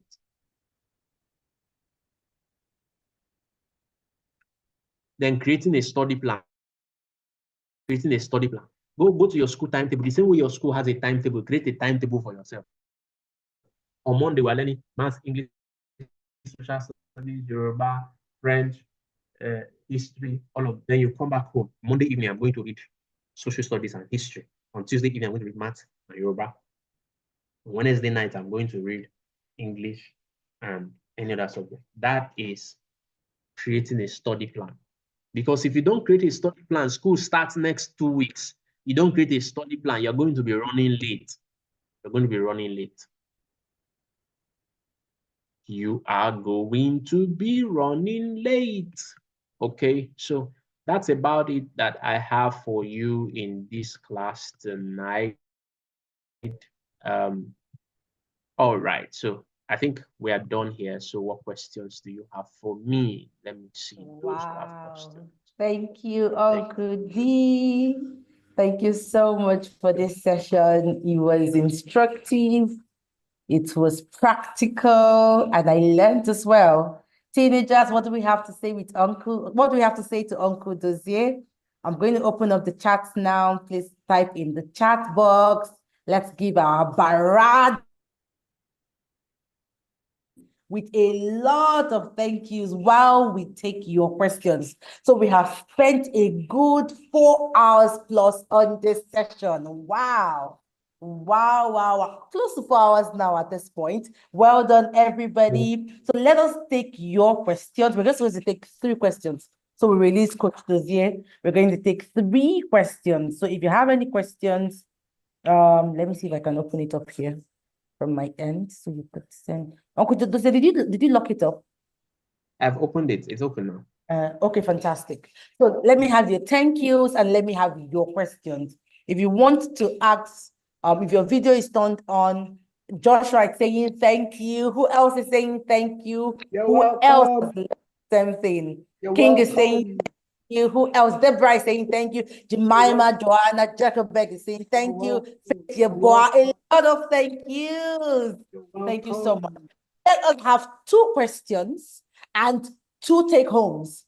So we want to have 2 questions. Let's have people ask 2 questions and 2 take homes. So if you want to ask your question, just put up your sign. So I'll unmute you. You either ask your question or you tell us what you're going home with. At this point, I expect everybody on this call to raise up their hands to say something. So Uchechi wants to say something. Okay, unmute and let us know what you have to say. Do you want to say what you learned? Do you want to ask your question? I want to ask my question. All right, Uchechi, let's do it. Let's do this, guys. Our clock is ticking. Let's go, let's go. In the first class, the neurons, if you make a mistake, how do the neurons get stronger? How do the neurons get stronger? Thank you. That's a beautiful question. Now, there is something that happens in the brain. The brain is stretched when we take on new challenges. I know you heard that. So when you're doing something the same way, it's easy. The neural pathways are formed, but it doesn't expand. New neural pathways, remember we talked about neurons, right? The neurons are the sparks in the brain that connect together that enable us learn. But if all you do is to brush your teeth, there is no effort that you have to put into to brush your teeth. You just wake up every morning, brush your teeth. There's nothing that is stretching you. But if you learn to do something, you make mistakes, you go back to it. Guess what? Your brain is beginning to form that pathway that now makes it easy for you to do that thing. But if you make mistake one time, you're like, oh, I don't want to learn this Yoruba again. The neural pathway that you would have formed by continuing doing it over and over again, you won't form it. So repetition leads to mastery.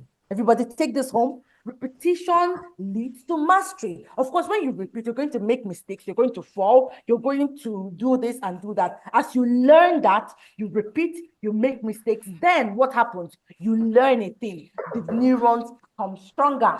I hope I made that question, I answered that question for you, Uchechi. Thank you for asking. Daniel and someone, I've unmuted you. Please ask a question. I want to say what I learned. Yes, please. You're listening.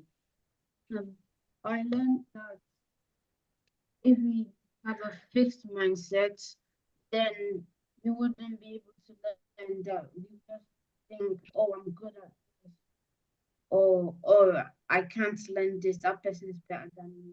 Or if we have a growth mindset, we're always ready to learn new things. Yes, please.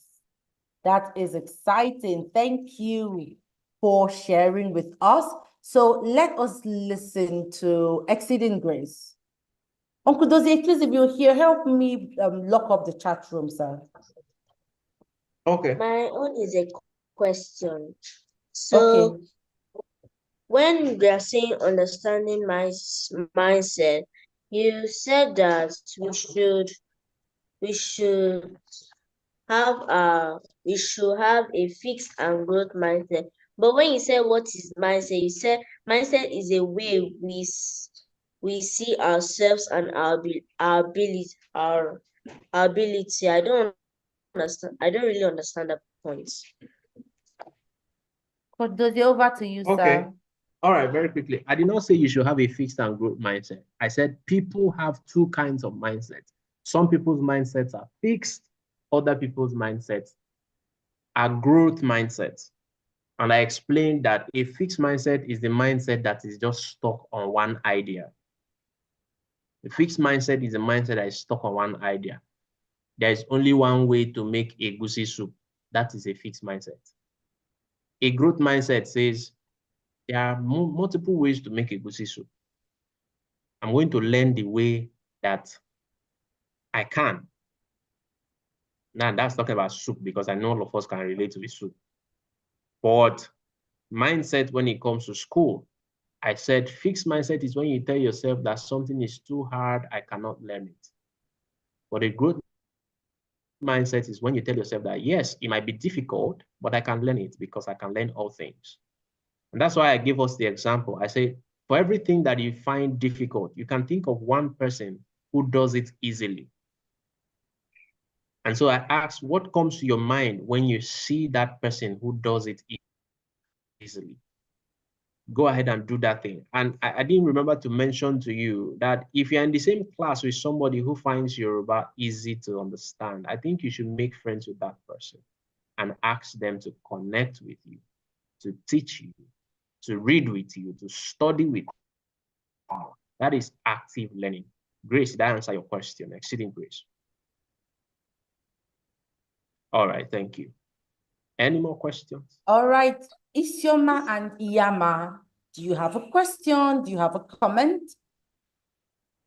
Ma, I want to ask, do neurons die if you don't put them to a challenge? I'm listening.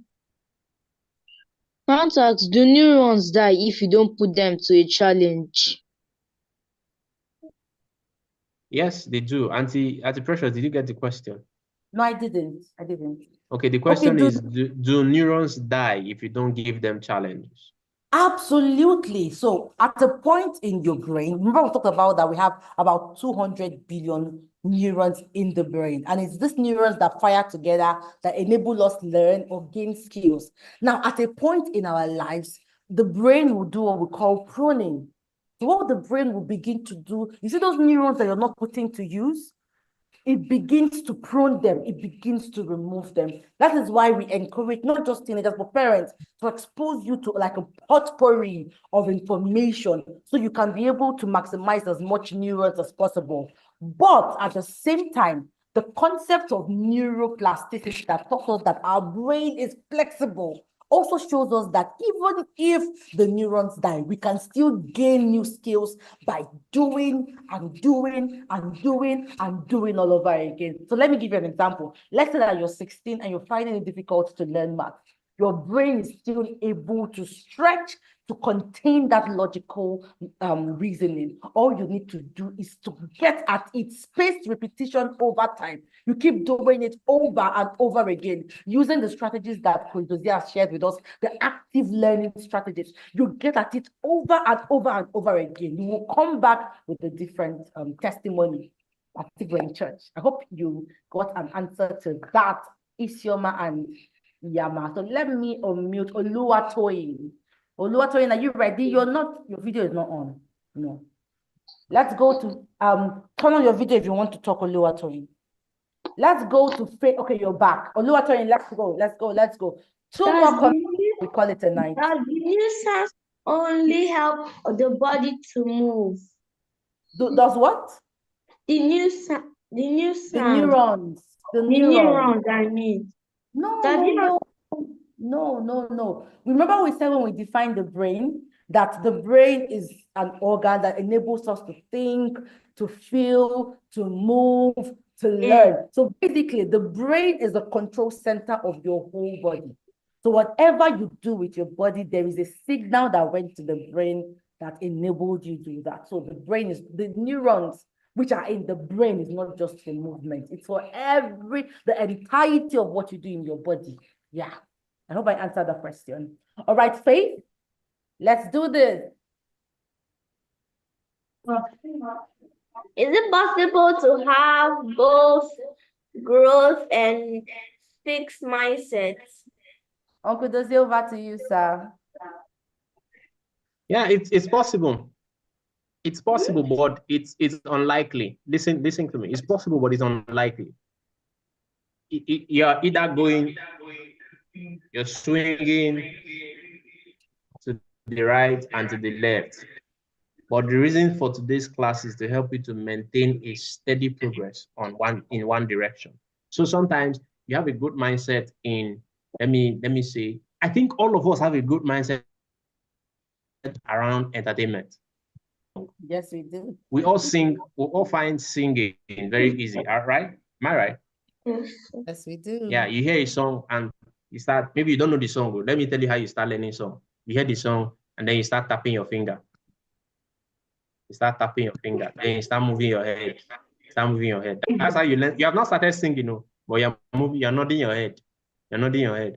After a while, you start tapping your leg. You start tapping your leg. Then you start miming the song, you hum it. You're going to the toilet, you're humming the song. And then after a while, you start singing the song. So we do this effortlessly without even thinking. And then when it comes to learning a subject, we now say, I cannot. So what I'm trying to help us do is to transfer that same thought pattern we have with entertainment. I've never seen a young person that say, I cannot learn how to play video game. I've never heard it before. They just give you the video game, you tell them, I can learn it. You start reading. I've never heard anybody say, I cannot learn how to play video game. So the same way you tell yourself, I can learn to play video games, tell yourself, I can learn to do Yoruba, I can learn to do English, I can learn to do mathematics. So it's possible that you have a good mindset in a particular direction, and then you have a fixed mindset in another direction. The reason for today's class is to get us to have a growth mindset in all areas of our lives. Okay? All right, great. All right. Thank you, Thank sir. you so much, sir. Okay, Uncle Did, can you take 3 more? Are you up for that, sir? Yeah, sure. Okay, thank you so much. All right, Gabriel and Gabriel. Are you ready? Ma, if you have a growth mindset, can you go back to fixed mindset and go back to a growth mindset? Can you alternate between the both? Yes, you can. Now let me use this question to link back to the question on neurons. I've had a lot of questions on neurons because it's the same thing. The mindset is your brain. The neuron is think about a muscle. And I'm glad it's a guy that's asking. Have you seen all those guys that do bodybuilding, weightlifting? Have you seen those guys? Now, if you start lifting weights and you start doing that thing, after a while, you get used to it. If you stop, the next time you come back, I bet you're not going to be used to it. Let me give you another example that you can relate to it. How many of us know how to ride bicycle? You can ride a bicycle. Wave at me. Good. Have you ever stopped riding your bicycle for a long time and then you came back and you struggled to start again? Has it happened to anybody here? Yeah, I can see Oluwatoyin's hand. I can see Exceeding Grace. Yes. So if you know how to, it doesn't mean you don't know how to learn to ride a bicycle, but you have left it for a long time. That's what happens to your brain. If you stop using a particular neuron, the neuron is your brain muscle, or I'm looking for other words to explain a neuron. Your neuron is like a road. It's like your bicycle tires. If you stop using it for a long time, it is going to struggle to start again. It doesn't mean it cannot start, but it is going to struggle, and you don't want that struggle. It happens to us most times in holidays like this, long holiday. We have been on holiday since July. Thomas and you have been playing, you have been having fun, you have been visiting, eating all the rice, chicken, everything that is to eat. You have been jumping, going on holidays and things like that. That's why we have boot camps. That's why we have programs like this in between holidays, so that you constantly continue to use your brain muscle. You constantly continue to use your neurons. Those who went and traveled to, I don't know where, their village to go and watch masquerade, and they will come back in August when the class teacher says to define parallelogram. They will be drawing masquerades. That's what happens. All right. So you need to constantly use your brain. You can have growth mindset. You need to constantly focus on maintaining that growth mindset, because there will be new challenges. There's a slide I didn't show you. No matter how great or positive your mindset is, it does not eliminate challenges. So growth mindset does not eliminate challenges, but growth mindset helps you to face challenges, knowing fully well that I can, because I know that if I do well enough, if I work hard enough, then I can. I hope that helps us. Thank you. Yes, sir. Thank you very much, sir. I think we could call it a night at this point. Hi, Daniel and Emmanuel. Please, can you shoot your question in a few seconds? Maybe we should start dropping hands of people who have answered their question. Yes, I think so. If you've asked your question, please lower your hand. Wow, there's still a lot. Okay, Oh, let's dear. see how many. Jemima, Can we take all the questions and then we'll answer at once? Okay, let's do Because that. some persons might just have a repeat of question. Yes, please. Sir. So I think I've taken King Emmanuel, have I? Asked on mute. King Emmanuel. Ma, my question is that what about if your study plan isn't that like very good, and some people you think that is good, some people are still complaining that you are not able to reach it. So what should you do? And Ma, my question is, Okay, there's a second person. Rhoda. Ma, Yeah, Rhoda, I'm with you. okay, so my question is it possible for someone to be both a kinesthetic learner and like both of the three types of learning departments? Is it possible for someone to be two types of them at the same time? Thanks. Okay, that is noted. Okay, so let me lower your hand. So one on learning style, the other on study plan. Lower hand. So Joy Emmanuel, hi. Okay, so I'm going to unmute you. David, I think. Okay. Okay, please ask.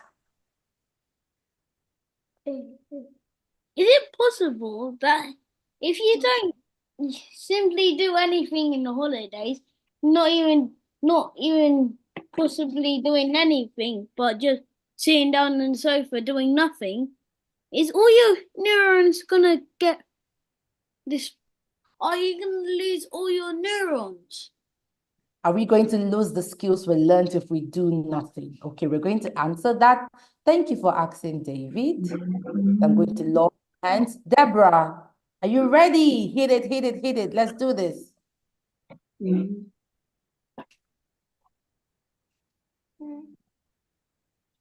Deborah, are you muted? We can't hear you.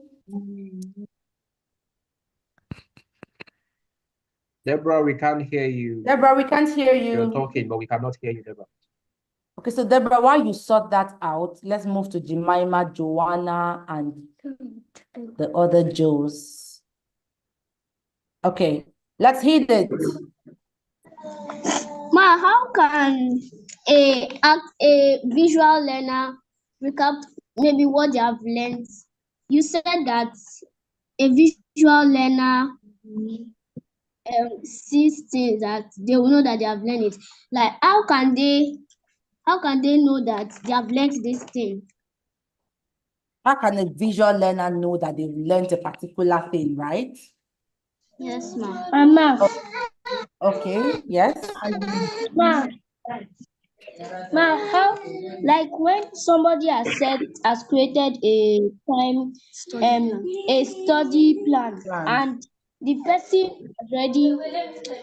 person missed one of the work on the timetable, and there's no time again, so how can we still recap it? How can you make up and meet up, right? Yes. Okay. Yes. So Coach Joseph, please, can we answer before we lose the trail of questions?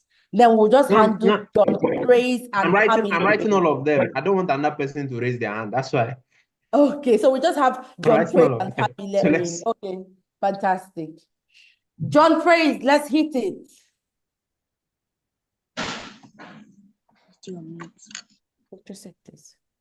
Ma. Yes, please. Is it bad for someone to have a fixed mindset? Is it bad for someone to have a fixed mindset? We'll take note of that question. Yeah. So we're going to put down your hand. Pamilerin Fallacy, are you ready?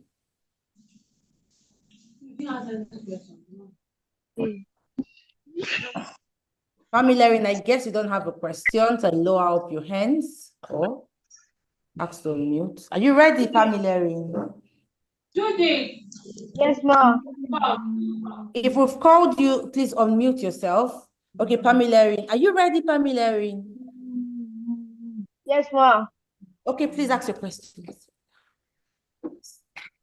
My question is that is it by force must be on a group mindset and not a fixed mindset? Is it compulsory to be on a growth mindset and not a fixed mindset? I love brilliant questions. Very brilliant questions. Thank you for asking, Pamela. Coach Dozie to do a good job to that. Deborah, are you ready? Deborah? Deborah, you're muted. Deborah is muted. Okay. Deborah, you're muted. Deborah, you're muted. Unmute yourself.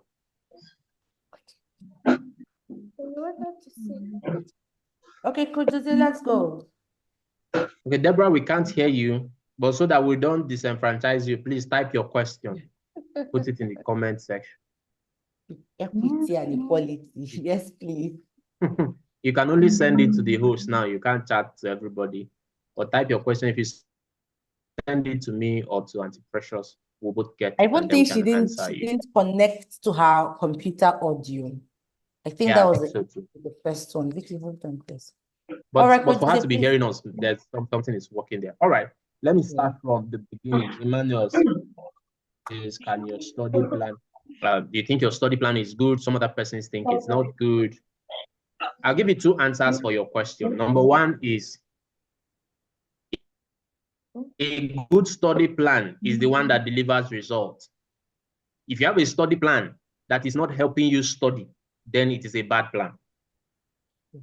If you have a study plan that is helping you to study, it's probably a good plan, but you see, your continuous assessment will tell you, don't wait for exams. So continuous assessment start around week 4, week 5, before midterm break. Yes, sir. That's when you do continuous assessment. You can know whether your study plan is working by the assignments that you turn in. That's why they give you weekend assignments, take-home assignments to do. You will know by how you're performing on a weekly basis. Don't wait till the exams. So if it is delivering results, then you know it is good.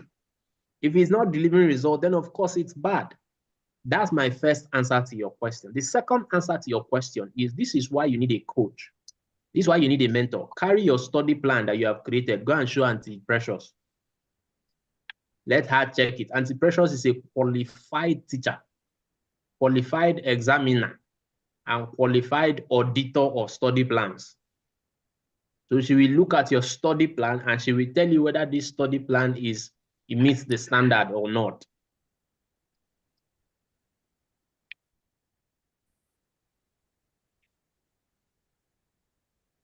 So those are my two answers to your question. First, if it is delivering results, fine. If not, also do something about it. But the best thing you can do is get your mentor or your coach to look at your study plan, and they will help you fix it well, because they will now look at every other thing. It's not just the study plan. Your coach will be looking at your daily schedule, your habits at home, and so many things to make sure that your study plan is effective. That's my answer to you, Emmanuel. Rhoda says, can I have multiple learning styles? I think yes, that you can, but I'll leave Auntie Precious to answer that. She'll get into more details. Let me skip that. Let me see. Can your neurons go bad? I'll leave Auntie Precious to answer that. Jemima says, how can visual learner be? If I miss my study plan, I think that's Joanna's question. If I miss, maybe you created a study plan and you missed a session.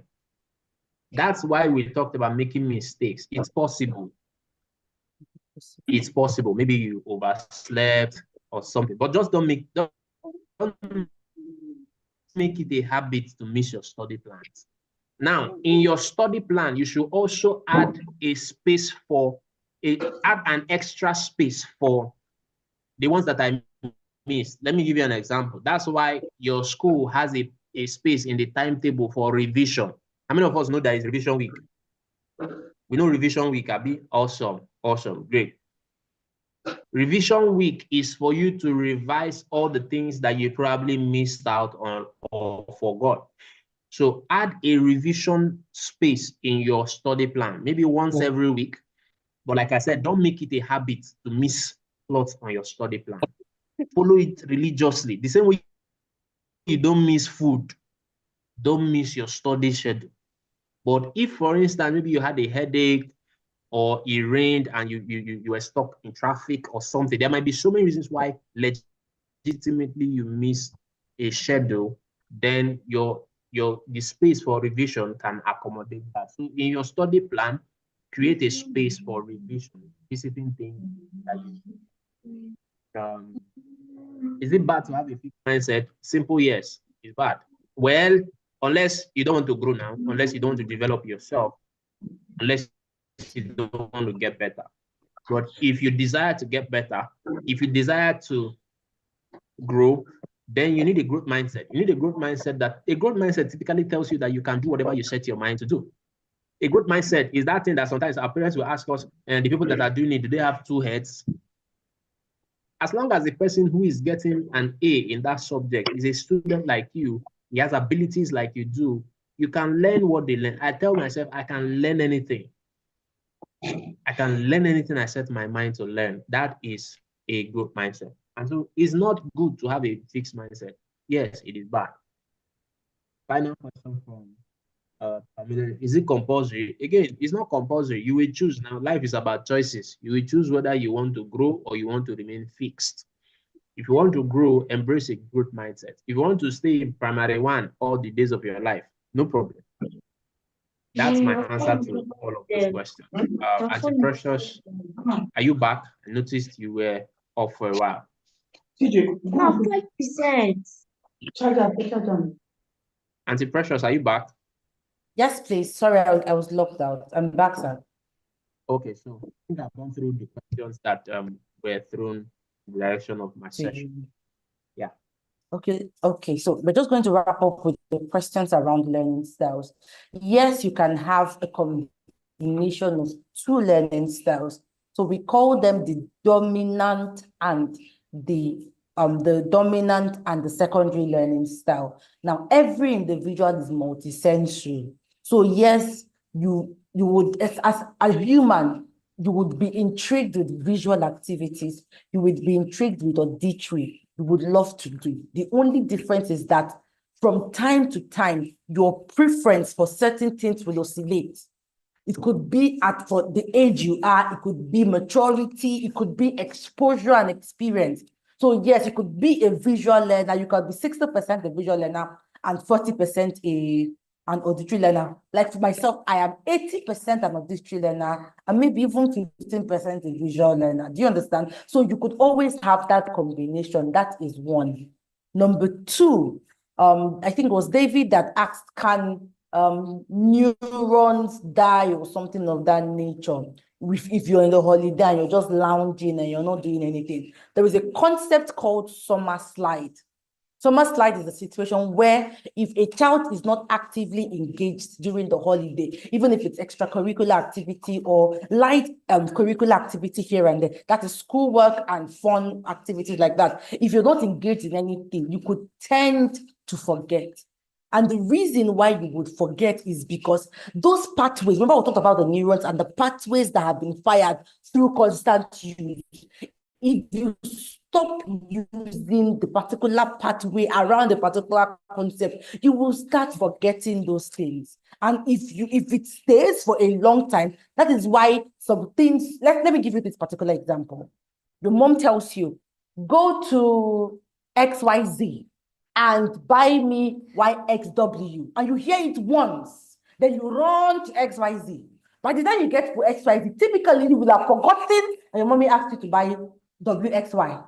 But if she tells you, go to XYZ and buy me ABC, and you're going on the street, ABC, ABC, ABC, you will find that when you get there, you remember. Remember I told you the concept of the short-term to the long-term memory span.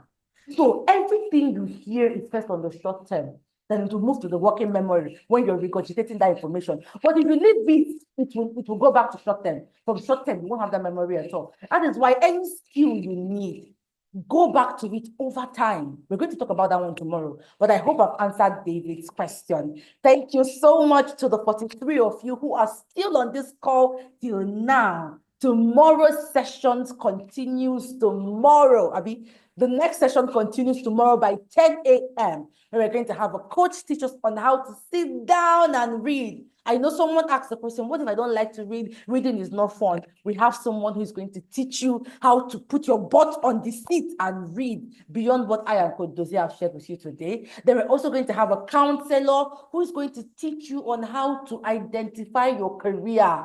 I shared today that I was once a medical student, yes, and I was confused, and I went back to secondary school. It's confusing. I don't want it to be like me. So we're going to have a certified counselor come take you through the process of helping you identify your career for the future. Then we're going to end with a leadership coach teach you on how to lead yourself.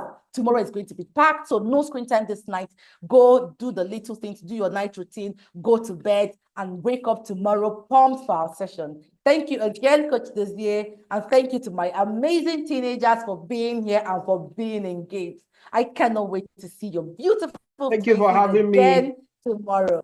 Thank you, Coach Good night, Chiedozie. Do you have everybody. any final words for us, sir? Good night. Thank you so much. All right, good night, teenagers. We're going to unmute you so you say your good nights. I'm going to unmute you guys, so just help us. Let us hear your good night. So unmute yourself and just say good night. Good Good night. Good night. Good night. Tomorrow. I hope you like thank you. Thank you. Good night, Janelle. Good night, Yes. Good night, Ma. Good night. Good night, Uncle. Good night. Good night, Coach. Good night, Auntie Precious. Good night, Coach. Good night, Auntie Precious. Good night, everyone. Good night, everyone. Good night, everyone. Good night. See you another day. Thank you for what you have done for us. Pampa. I'll leave when Pampa moves. Thank you. It.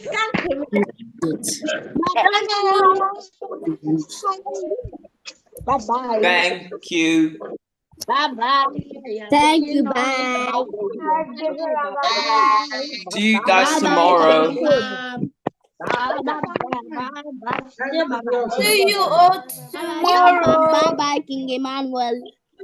Bye bye, Pam Pam. Bye bye, everyone. Bye, David. Bye, David. Bye bye, King Emmanuel. Bye bye, everyone. I'll see you guys tomorrow. Bye bye, Grace. Bye, Bye David. Bye bye. bye, Precious. Bye bye. Bye. David. Bye. Yeah? David. Bye bye, Pam Pam. Yeah, Timmy, I know you from. Yeah. And on your camera. Yeah, I can see you. Where are you? The one that says Joy Emmanuel.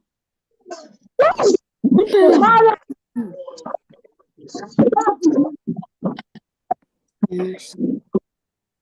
To leave. Okay, want to leave when Pam Pam moves. I found Joy Emmanuel. Now on your camera.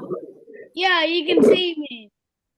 Wait, I Bye remember. bye. Bye bye, Pam Pam. Sam. Yeah. yeah.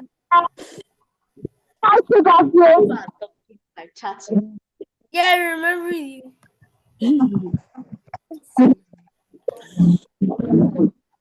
Well, have a good night, rest, and good night. Good Good night. night, everyone. Bye. I'm leaving. Bye. Later. Bye. Later.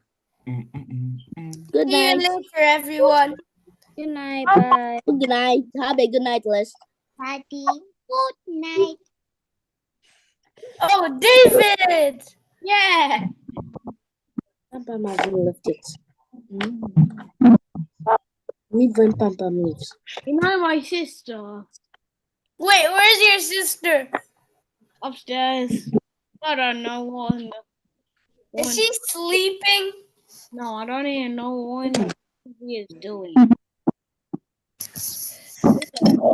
never seen your sister talk before. She speak She barely talks. She has autism. Yes, he barely talks. Anyway, I don't know what in the I don't even know what in the 7 continents is he doing. Somebody's waiting. There are only 10 people here. That's me, though. See, Bye-bye.